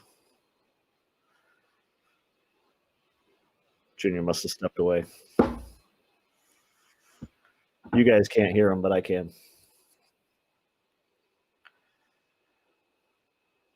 All right, well, let's see if Joey can get it together a little bit with this break. He really had that break working last week. Today, he hasn't been quite as productive off the break as he was last week. And to Tim's credit, he's been super consistent on the break.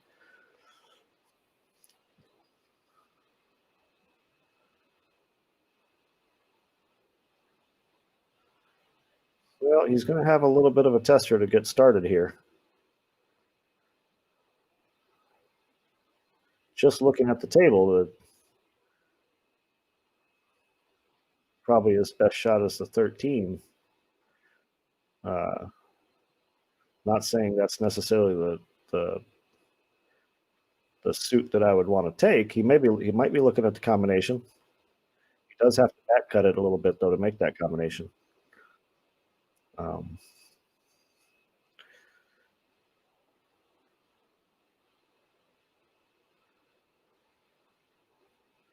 It looks like he's trying to play safe.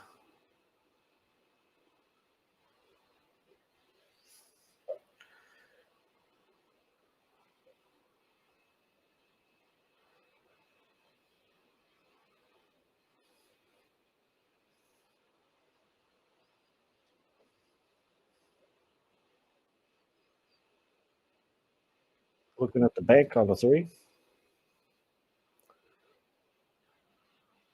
Is he looking at a kick on the 3? Either way, he's looking like he wants to play that 3 in the side pocket.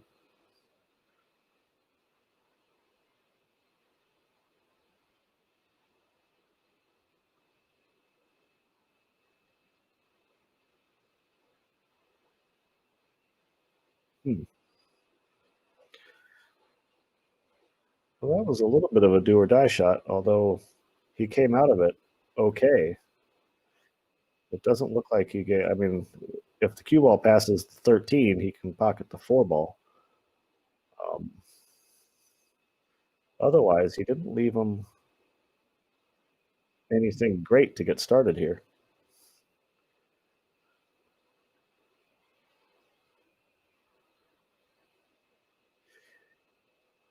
He could, if he can't make that ball and he wants to play safe again, he could roll off the 11 and leave him in the same spot up behind the nudged up behind the 14 ball. Talking about, okay, he's going for the cut in the side pocket on a 13. On video, that looks like a pretty extreme cut, but I guess if you're sitting there looking at the table, it probably wasn't as bad as it looked like to us on video.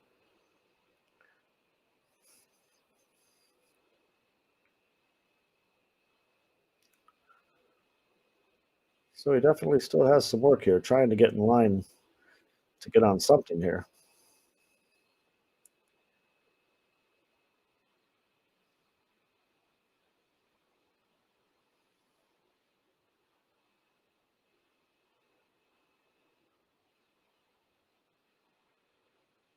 Nice shot. Hopefully the 14 passes the 11.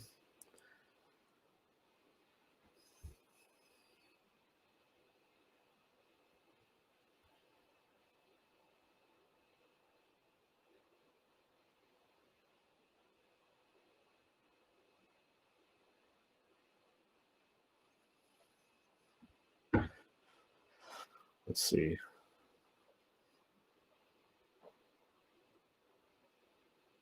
Was he going rail first on the 11? Okay. So this is one he's going to have to hit with a nice touch.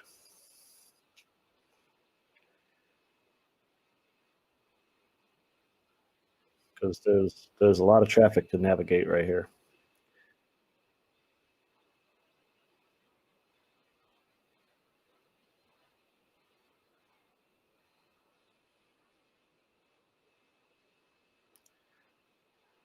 He definitely hit it nice.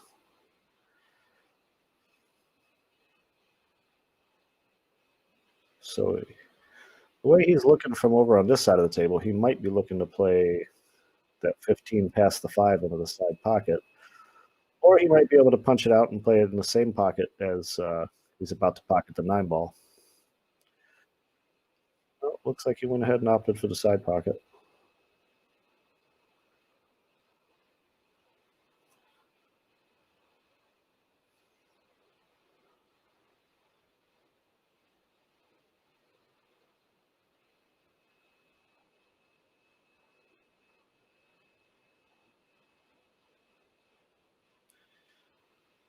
So I'm watching on the YouTube channel, and the score is not updated and correct, but I'll tell you guys the correct score is 3 games to 2.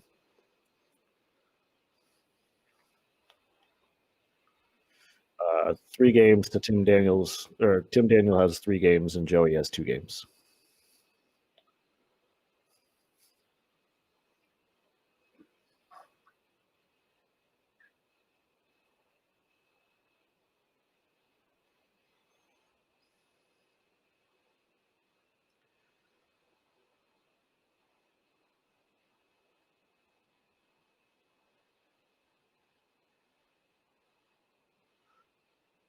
So if I were Joey in this match, I would have been probably trying to see where Tim's breaking from and try to move to that spot, because he has just been on fire with that second ball in the side pocket. When Joey breaks, it's been moving in that direction, but it's coming up a little bit short of the side pocket. So like in this case, I can't tell if it's the 12 or the 15. I think it's the 12 ball. Let's see where it hits in relation to this right-hand side pocket. Joey's breaking from a little further back. And I want to say more in the center of the table. It looked like Tim's breaking slightly right of center. But let's see where that second ball hits. Okay, well, it went a little long.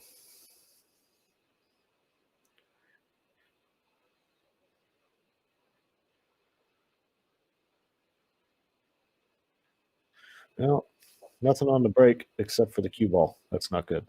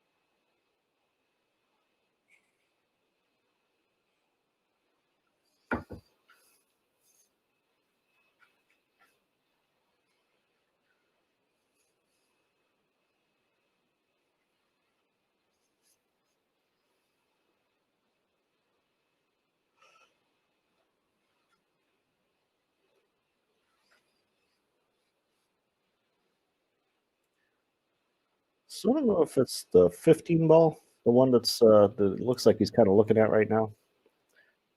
I would expect to see him try to do something with that ball here after this. He's probably going to play position for that ball in the side pocket, just because it really doesn't fit into any pattern right now. It's just kind of sitting there in a little bit of a bad spot. So it looks like that's what he's going to go ahead and take care of here. If he's straight in enough, he can just draw back and shoot 13 in the left-hand side pocket, and then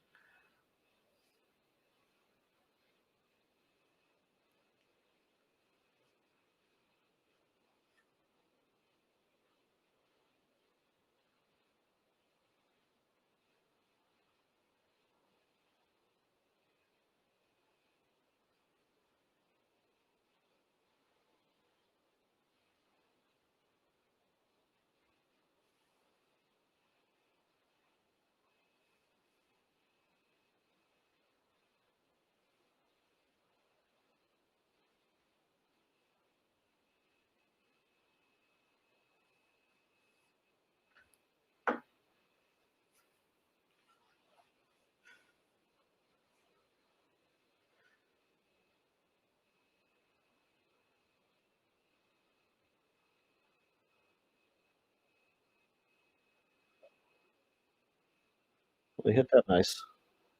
To control it off of that ball like that, he hit that ball pretty nice.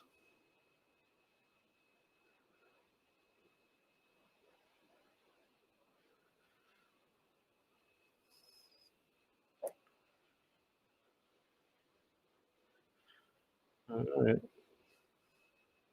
Well, Tim takes a 4-2 lead this set.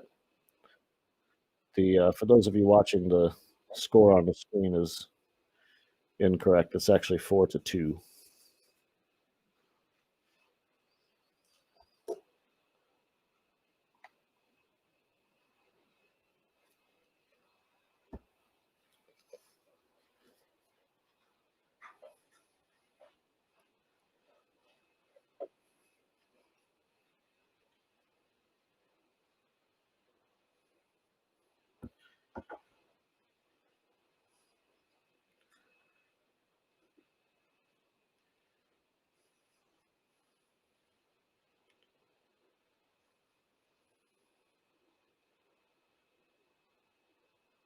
I keep mentioning it, but I'll mention it again here. So let's see that second ball to 13. So let's see where Tim's breaking from. So it looks like he's breaking slightly right of center. And he's got that 13 and going toward that right-hand side pocket. It's pretty much every time. It's just wired. I think there's only been 2 times he hasn't made it. So he looks like he's breaking slightly right of center. We can't see because where the camera is, it's in front of him. So I can't really tell if he's just hitting that with like a center ball or how he's hitting it. But however he's hitting it, he's got it working. That second ball is going into the side pocket pretty much every time.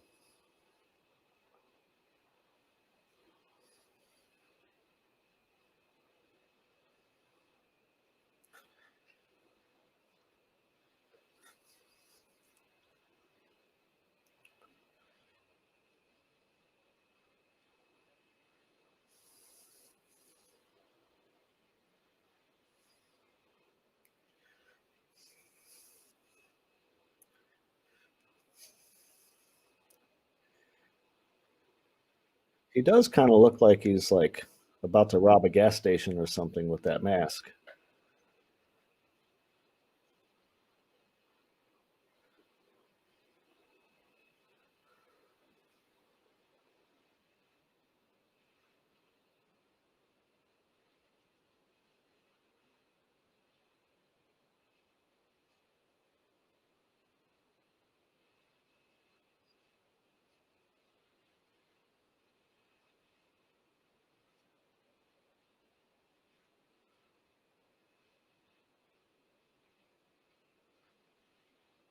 I can't see where the 5 goes. I mean, I think he wants to shoot the 5 in the left-hand side pocket. Probably play position off of the 7, so it tells me he's probably trying to play position on the 6 right here, or the 7, so that he can get to the 5.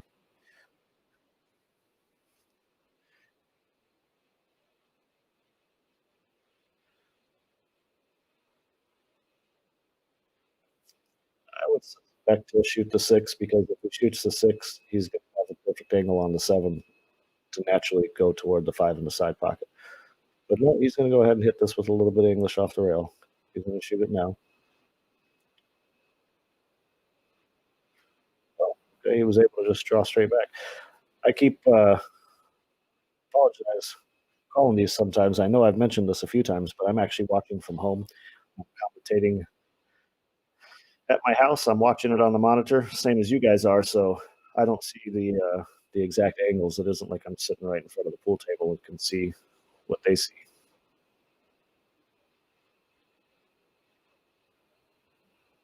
Uh-oh, did he get there?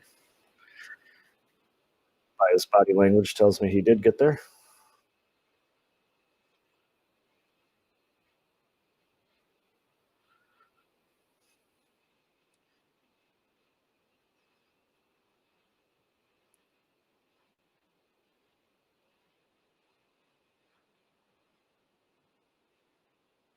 Wow. Okay. 4 games to 3. That's one Joey wasn't expecting. And I was just about to say, because I made a comment earlier. I made a comment earlier that whenever Joey loses a game or Tim wins a game, however you want to look at it, that it usually costs them a couple games because Tim usually, runs a rack or two at least after that. That was about to hold true this time. I didn't scratch. But yeah, he's been real productive on the break. He's been super consistent. He's got second ball pretty much every time except for 2 times I think of. So Joey does need to get it together on the break here. He's in this set. It's only 4-3. He does need to start making something happen off this break, which obviously we know he can do. We saw him do it last week. It's interesting. Sometimes these tables, they break a certain way, and you find a sweet spot on the table, and it breaks great from that spot. And then, a few days later, the same exact table, it doesn't break great from that spot. All sorts of things, as we all know, all sorts of things affect it. Humidity, temperature, whatever, how dirty or clean the balls are, but just all sorts of variables to consider. So just because a table breaks good in one spot one day doesn't mean that same table is going to break good in that same spot the next time you play on it.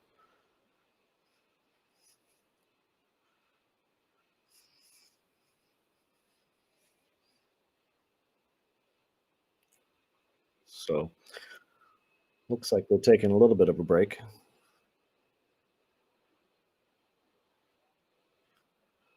I'm going to go pop back over to the I'm watching on the YouTube channel right now, on Joey's YouTube channel. It is the Pool Player Podcast. So for those of you who are not already subscribed, go ahead and subscribe to the Pool Player Podcast. I'll give you a little bit. Let me go look at his channel real quick and tell you guys a few of the interviews he's had so far. So far, it looks like he's interviewed Scott Frost, Rodney Morris, Johnny Archer, Oscar Dominguez, Christina, I don't know how to pronounce her last name. Tatch, I don't know. Maybe she's. I know she's a really good player right now, but I've been kind of out of it for several years. So there's a lot of young players that are good that I don't particularly know them. So he has a lot of good stuff on there. He's had a lot of good content, a lot of interviews with a lot of good players. So I've watched some of them. Definitely some good stuff on there. Stuff you can pick up from some of these top players. So if you're not already subscribed, go ahead and subscribe so you won't miss any of his podcasts. So I'm going to go ahead and switch away from this and go over to the Facebook page so I can maybe interact with some of the comments.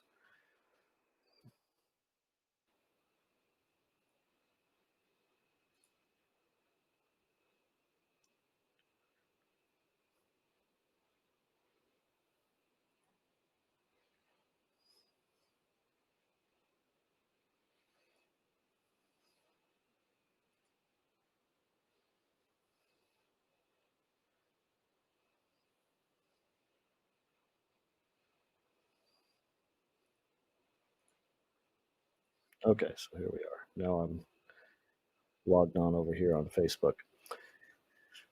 All right, so here we go. Game number 8 underway. Joey just broke. Looks like he did pocket a ball. Got a little bit of a cluster up there near the head spot, or the foot spot, rather.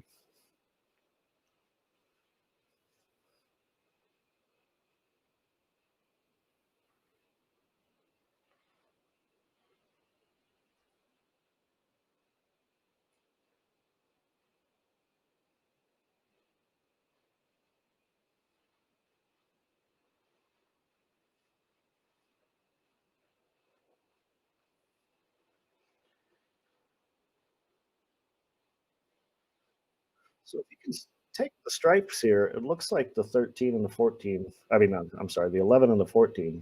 Probably 11 first, but they do go up in that upper right-hand corner pocket. I'm pretty sure you can pocket at least the 11, which would clear out, which would untie the 14, or he might just be able to make both of them.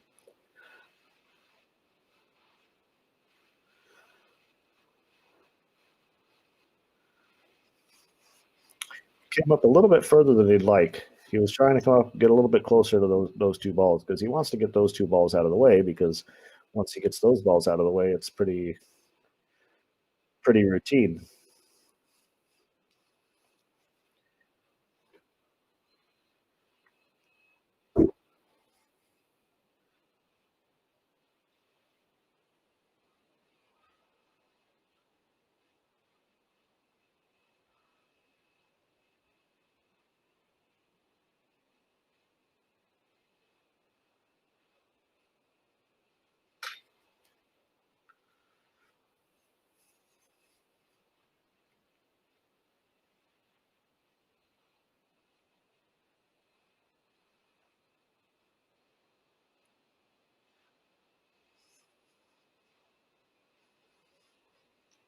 Now, getting on that 11 or 14 from the 15 is obviously going to be tougher.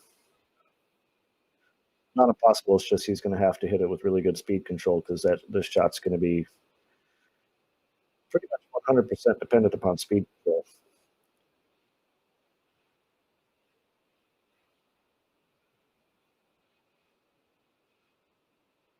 Can't tell.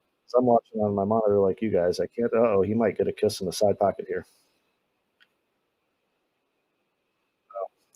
Now with ball in hand, he'll probably shoot that 3 ball, assuming the 5 ball doesn't pass it. 5 ball passes it, then it doesn't really matter. But he'll definitely take care of this 5-3 first, and after that, everything is sitting pretty good.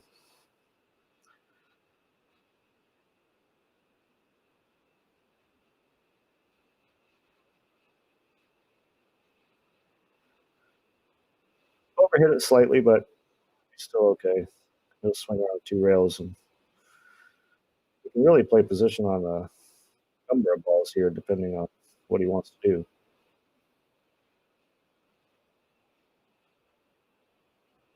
Whole pocket there.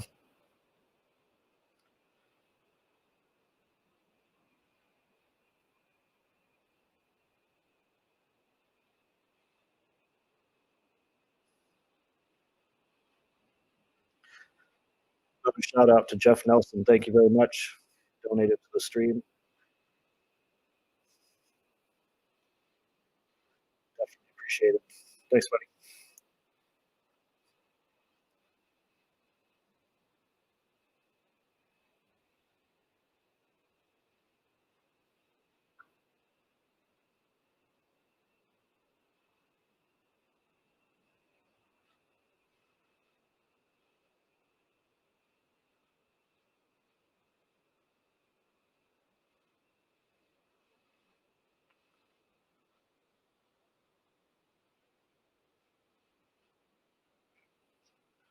Tim's going to take this game. 5 games to 3. This is the second set. Raises to 9. Best 2 out of 3 sets. 1,000 in the middle.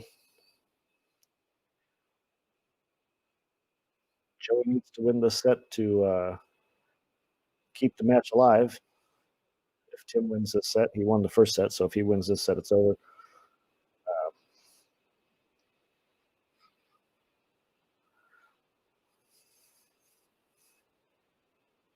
I have to pull Tim aside, though, next time I see him and ask him where he's breaking from, if he'll tell me. Some of these guys like to guard their secrets. But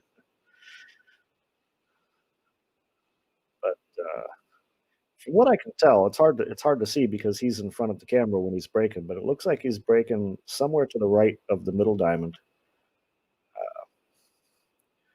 Probably just hitting it with a dead ball, looks like he's just trying to hit it dead on. In this case, that 12 ball, let's see once again if the 12 ball goes in this right-hand side pocket. One thing's for sure, it'll be going toward that side pocket, whether it goes in or not, and there it goes, straight in. So he won the first set, lost the flip, which means he would have broke 8 times. And so far he's broke now, I can't remember if he won the flip on this set. I think he did not. So he's broke 13 times, and he's made that second ball in the side pocket 11 of those 13 times. I think If Tim were to go on and win this set and win the match, I think it would have to that consistent, that number right there would have to be worth mentioning because I think that was one of the determining factors in where we are right now in terms of the score now and the last set.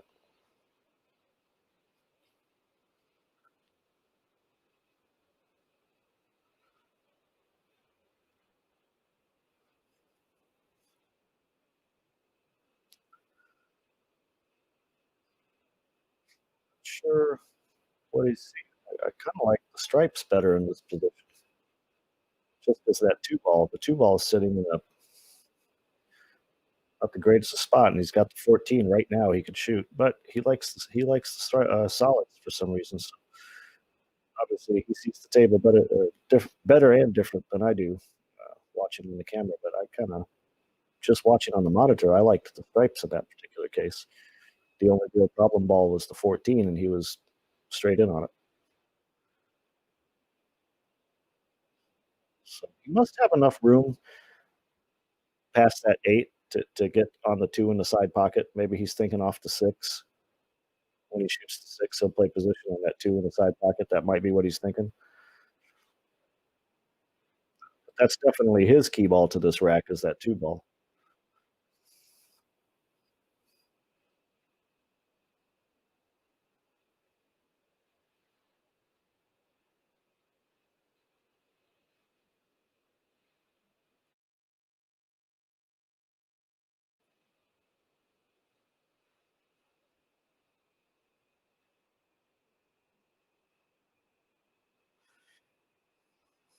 Might have got away with it.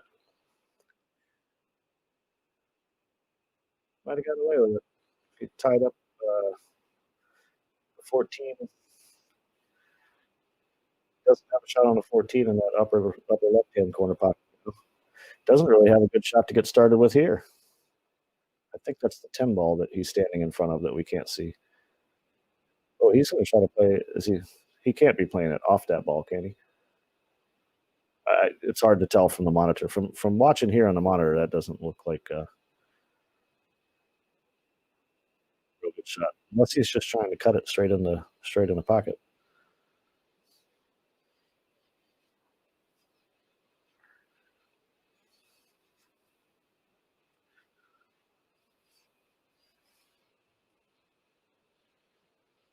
Looks like we can make the 4.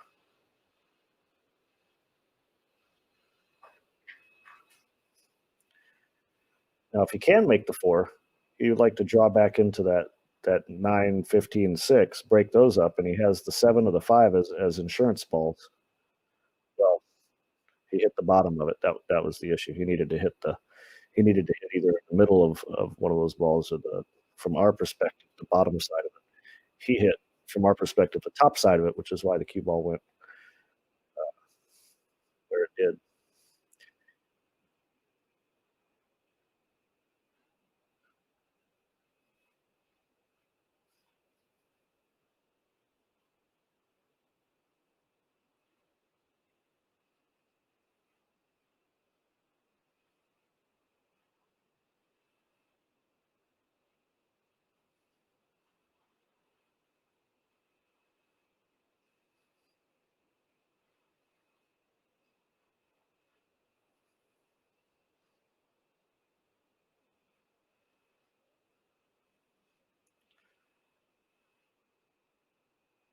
All right, well, this is another one of those situations where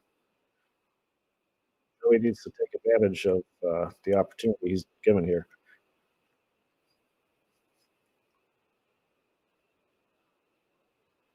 See, I might shoot the 13 and draw into that 2 ball and then use the 13 as an insurance ball. If he'd have shot the 13, he could have drew back into that 2-14, broke those up, and then the 13 was sitting there in the corner pocket as an insurance ball if he didn't get on one of the other balls. He elected to go that way. 14's tied up, though, unfortunately.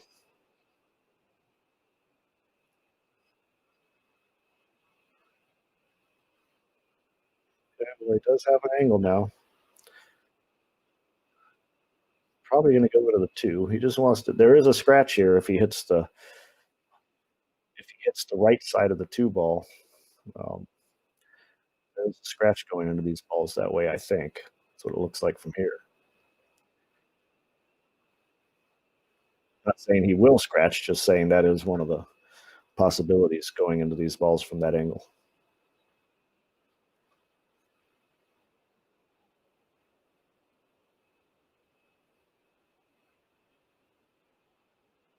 He's going.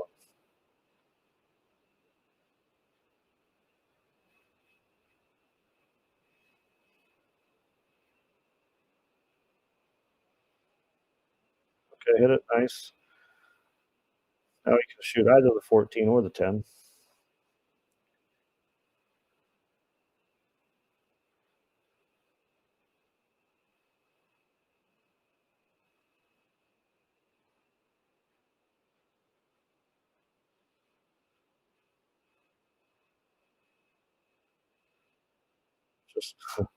Just a little bit hard if I'm nitpicking, but he's in good shape here.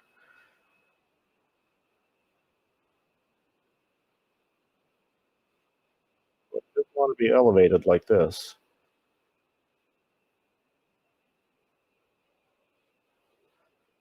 Because anytime you're elevated, obviously it makes pocketing the ball a little bit more difficult, but it also makes it limits what you can do with the cue ball. So see, he was forced to take a little bit of a tougher shot on the 8 ball here because he got on top of that. He got on top of the 8 ball the way that he did and was forced to elevate over it.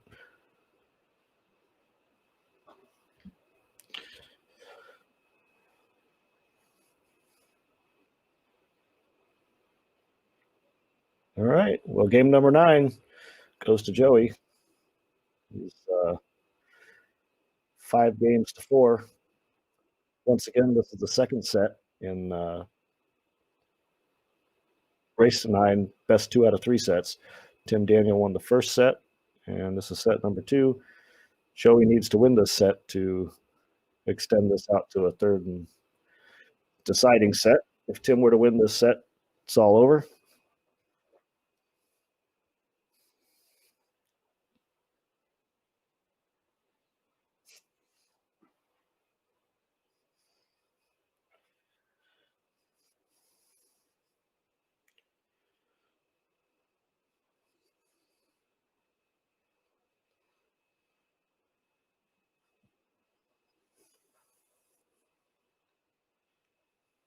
I saw George Teachea say a minute ago that that's how all the pros were breaking at the 8 ball tournament in 2016 as well. So the way that Tim's been breaking them. So let's see what happens. That does 15. Let's see where it hits in relation to the side pocket, or 14 rather. So it came up slightly short. And what's interesting is did he make another ball? Okay, he must have made something in this lower left-hand corner pocket because that's the only pocket we couldn't see from our screen. Plus, I was focused so hard on where that second ball was going in relation to the right-hand corner pocket or right-hand side pocket that I wasn't watching the rest of the table. So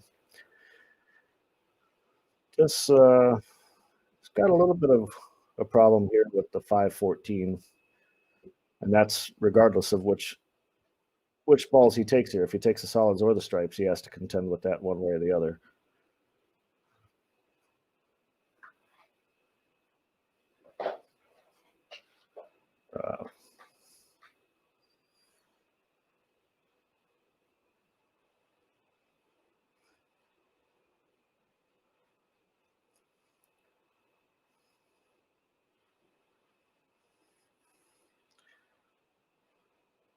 So maybe looking to go into those balls right now because that's probably his best bet. And it came out nice. I think the 14 will pass the 13. Looks like it from here. And if not, looks like he can probably cheat the pocket a little bit, go into the rail.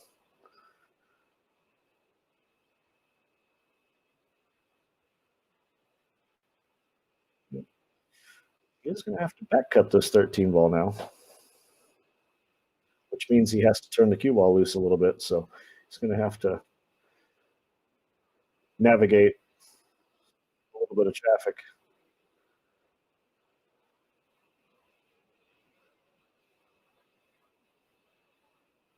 All right, well, he's got a shot on the 9 ball. My question is, can he make the 11 ball after that?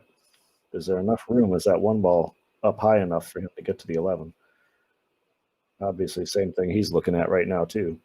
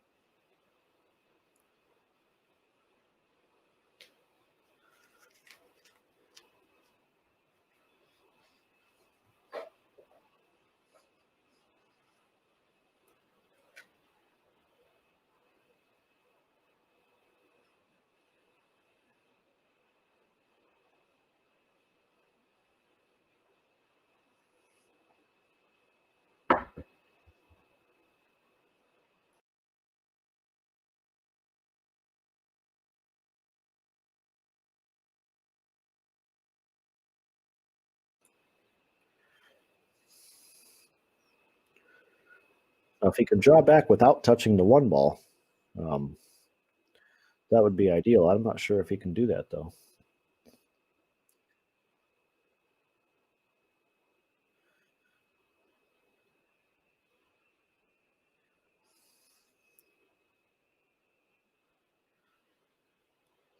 Yep. And that was the issue with hitting the 1 ball. But I don't think he had a choice one way or the other. I think he was going to hit the 1 ball no matter what. So.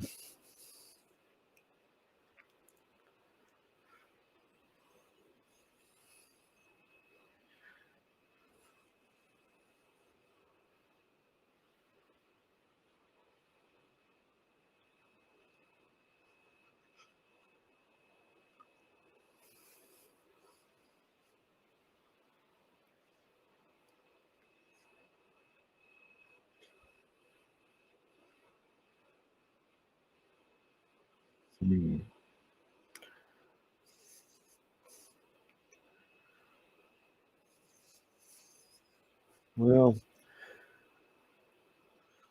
it was a little bit of a tester trying to roll in like that, close to the rail.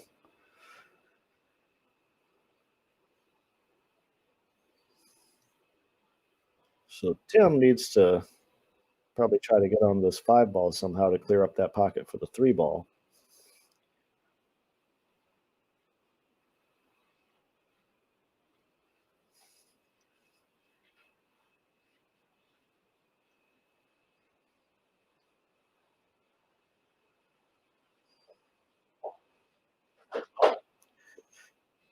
Or do that.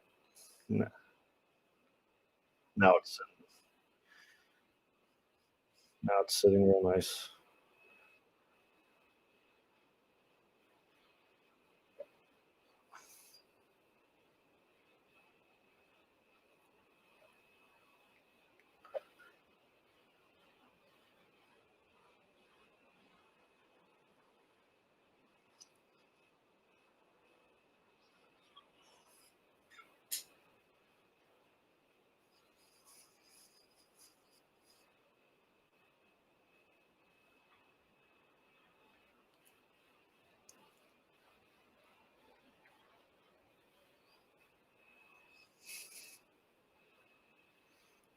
Uh-oh.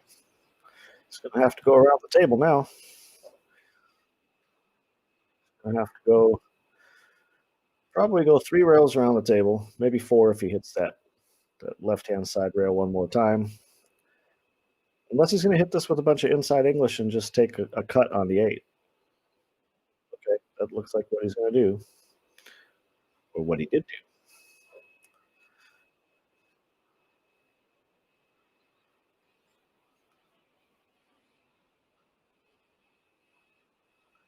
All right. Well, that was game number 10. And Tim Daniel takes a 6-4 lead. This is the second set in best 2 out of 3 race to 9. Tim won the first set. So if Tim wins this set, it's it's all over. If Joey wins, then they will play a third and deciding set.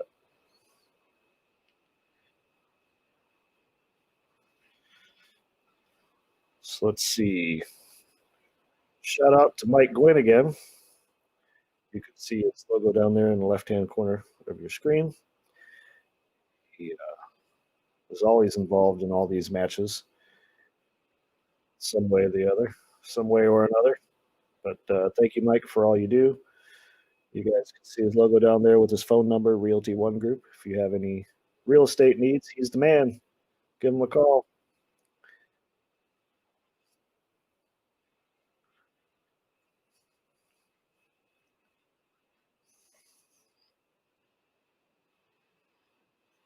What is he here? 1, 2, 3, 4, 5, 6, 7, 8. Made. Is that 4 balls on the break? 1, 2, 3, 4, 5. Yeah, it looks like 4 balls on the break. And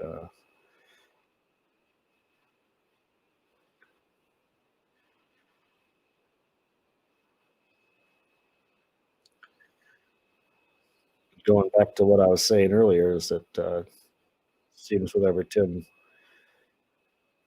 does win a game, he ends up winning 1 or 2 more games just because he is being so productive on the break right now.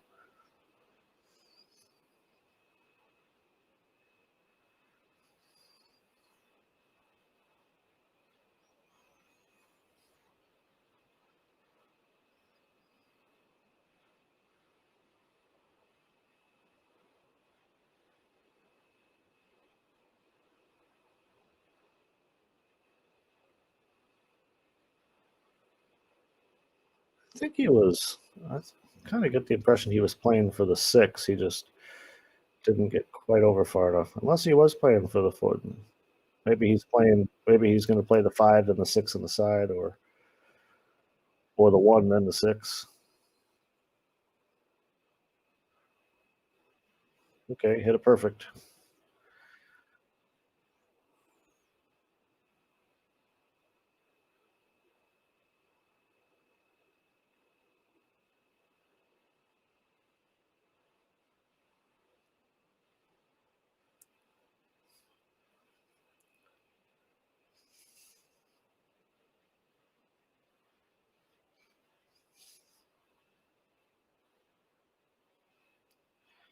All right. Well, Tim takes a 7-4 game lead. He's 2 games away from putting the set away.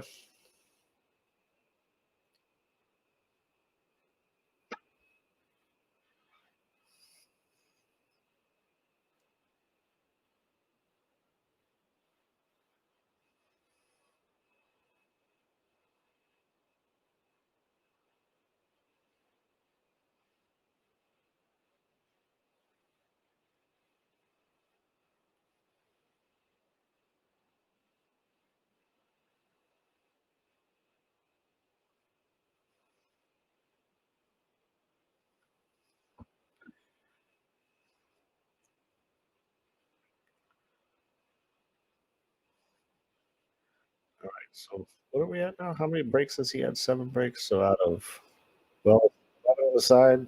Yep. It's just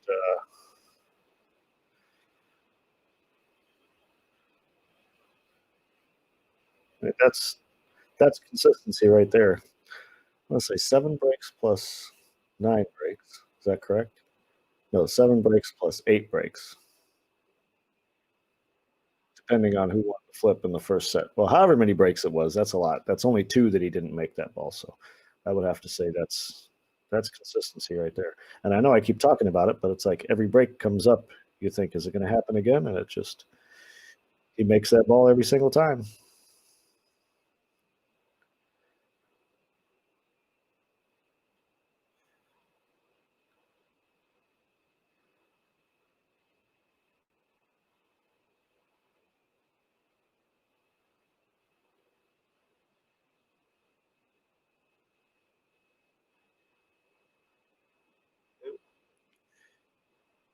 Looks like if the 8 doesn't pass the 9, then I suspect he'll shoot the 2, then the 7, then the 3, then the 8 in the side pocket.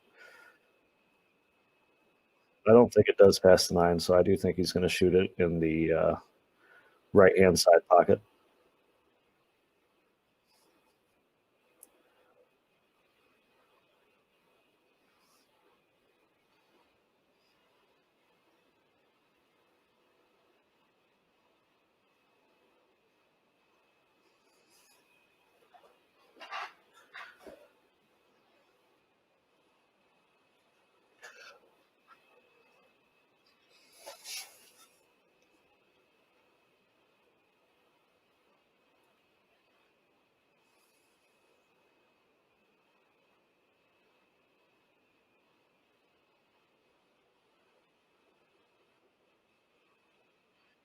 And that'll put him on the hill.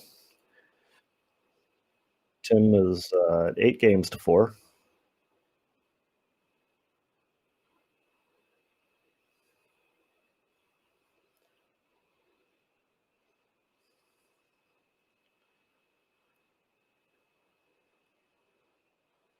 Certainly isn't over, but somewhere out there I can hear Rosie O'Donnell tuning up her vocal cords.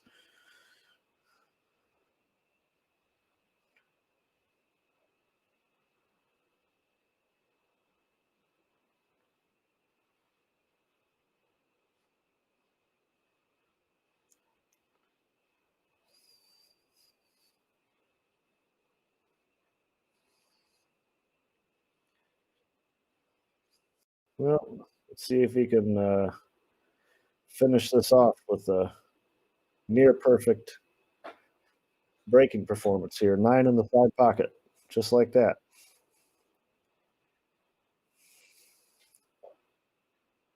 Well, it's not looking good for Joey from here. He does have a shot. He does have a shot in 2 ball in the side pocket.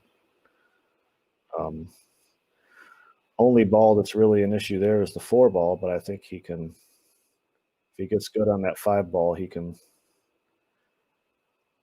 do something with that 4 ball.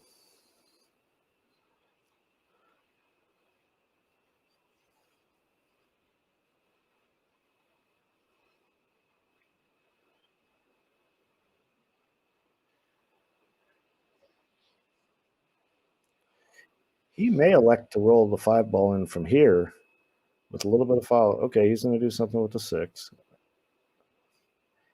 I think that's why he got back up to look at it again. He's kind of debating, because if he does shoot the 5, I think he can hit it with some follow and just gently nudge into the 15. Well, he was trying to hit it there. He was trying to hit the 15.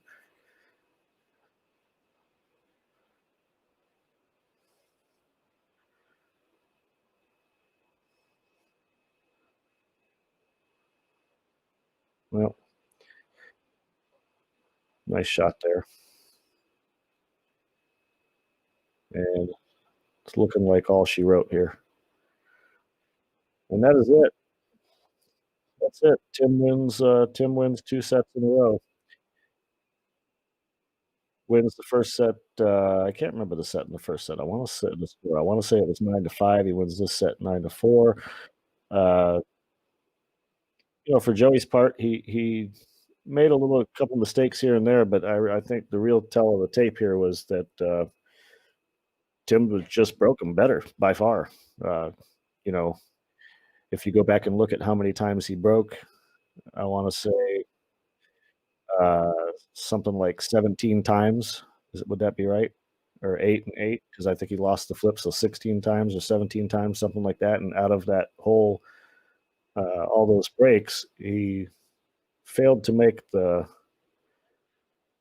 second ball in the side pocket one time, and then one other time he made it along with the cue ball. And hey, what's up, Cheeseburger? I'm just trying to get a little recap of the match here.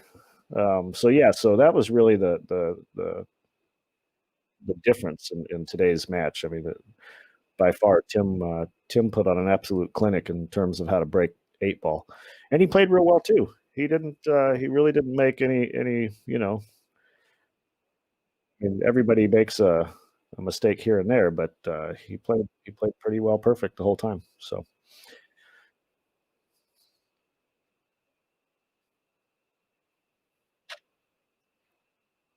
okay, okay. So it looks like Tim's going to take a bathroom break, and then he's going to come back here and talk a little bit, and then we'll call it a night. So yeah, um, for those of you not watching the chat, George Teoche is mentioning that out of the 18 games he won, he broke and ran 9 or 10 of them, and that's about accurate. Um, that's about right. Uh, he really, again, what can you say? His break was super, super consistent, um, and his play was super consistent too. It's not just the break. I'm just pointing out, you know, if you're not the one breaking well, a lot of times it doesn't matter how you're playing, because if your opponent's breaking well, you're not getting many opportunities at the table. So um, that was pretty much a clinic on how to break 8-ball on the bar table. So give us a second here. I'm going to go ahead and mute myself until Tim gets back and what he has to say.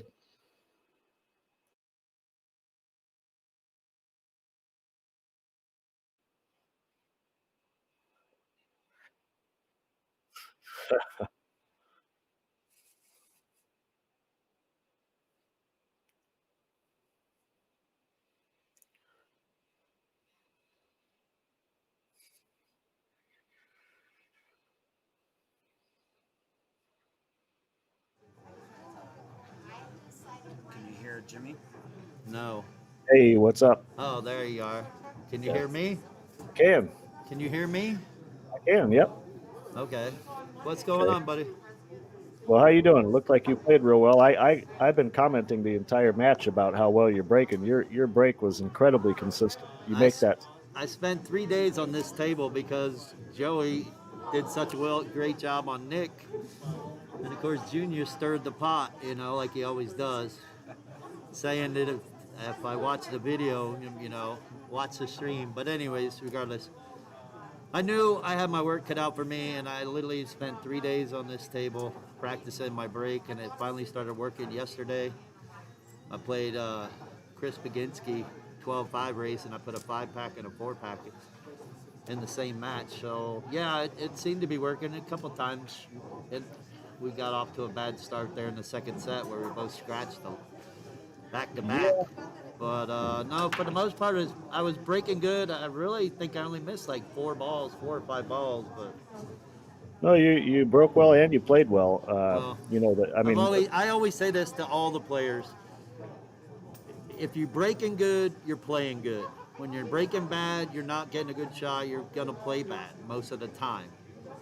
So an 8-ball especially, and rotation.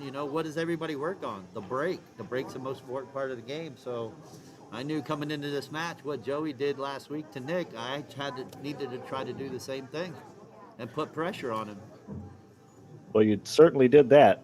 You certainly. Yeah, I You had him certainly. dogging a couple balls. I couldn't believe it. No, you played real well, but I was really impressed with that break, and it sounds like the work that you put in definitely paid off, because you Yeah, you broke them as well I as was anybody. here from 11 to 5, 3 days in a row. So, I mean, you gotta. I guess you can say I did my homework. You Yeah. know, Joey's a tough player. I know this is his game too. But I feel this is my strongest game too. So I was hoping it was going to be a good match, and I was hoping it didn't go 3 sets either. Well, especially after you win the first set, right? Now you really hope it Well, doesn't yeah, go 3 sets. right. But if it did, I was, there in the middle. We started struggling, and he started catching up. I was like, well, it may go to a third set, and then I caught my break again, and I guess I put a 3-pack on to finish the set. So Yeah, you did. I So was no, fortunate. I took advantage of his missed opportunities. Basically is all I can really say. And my break was working. yeah. All right. Well, you sounds like everything went to plan, according to plan, as far as your preparation this week. Right.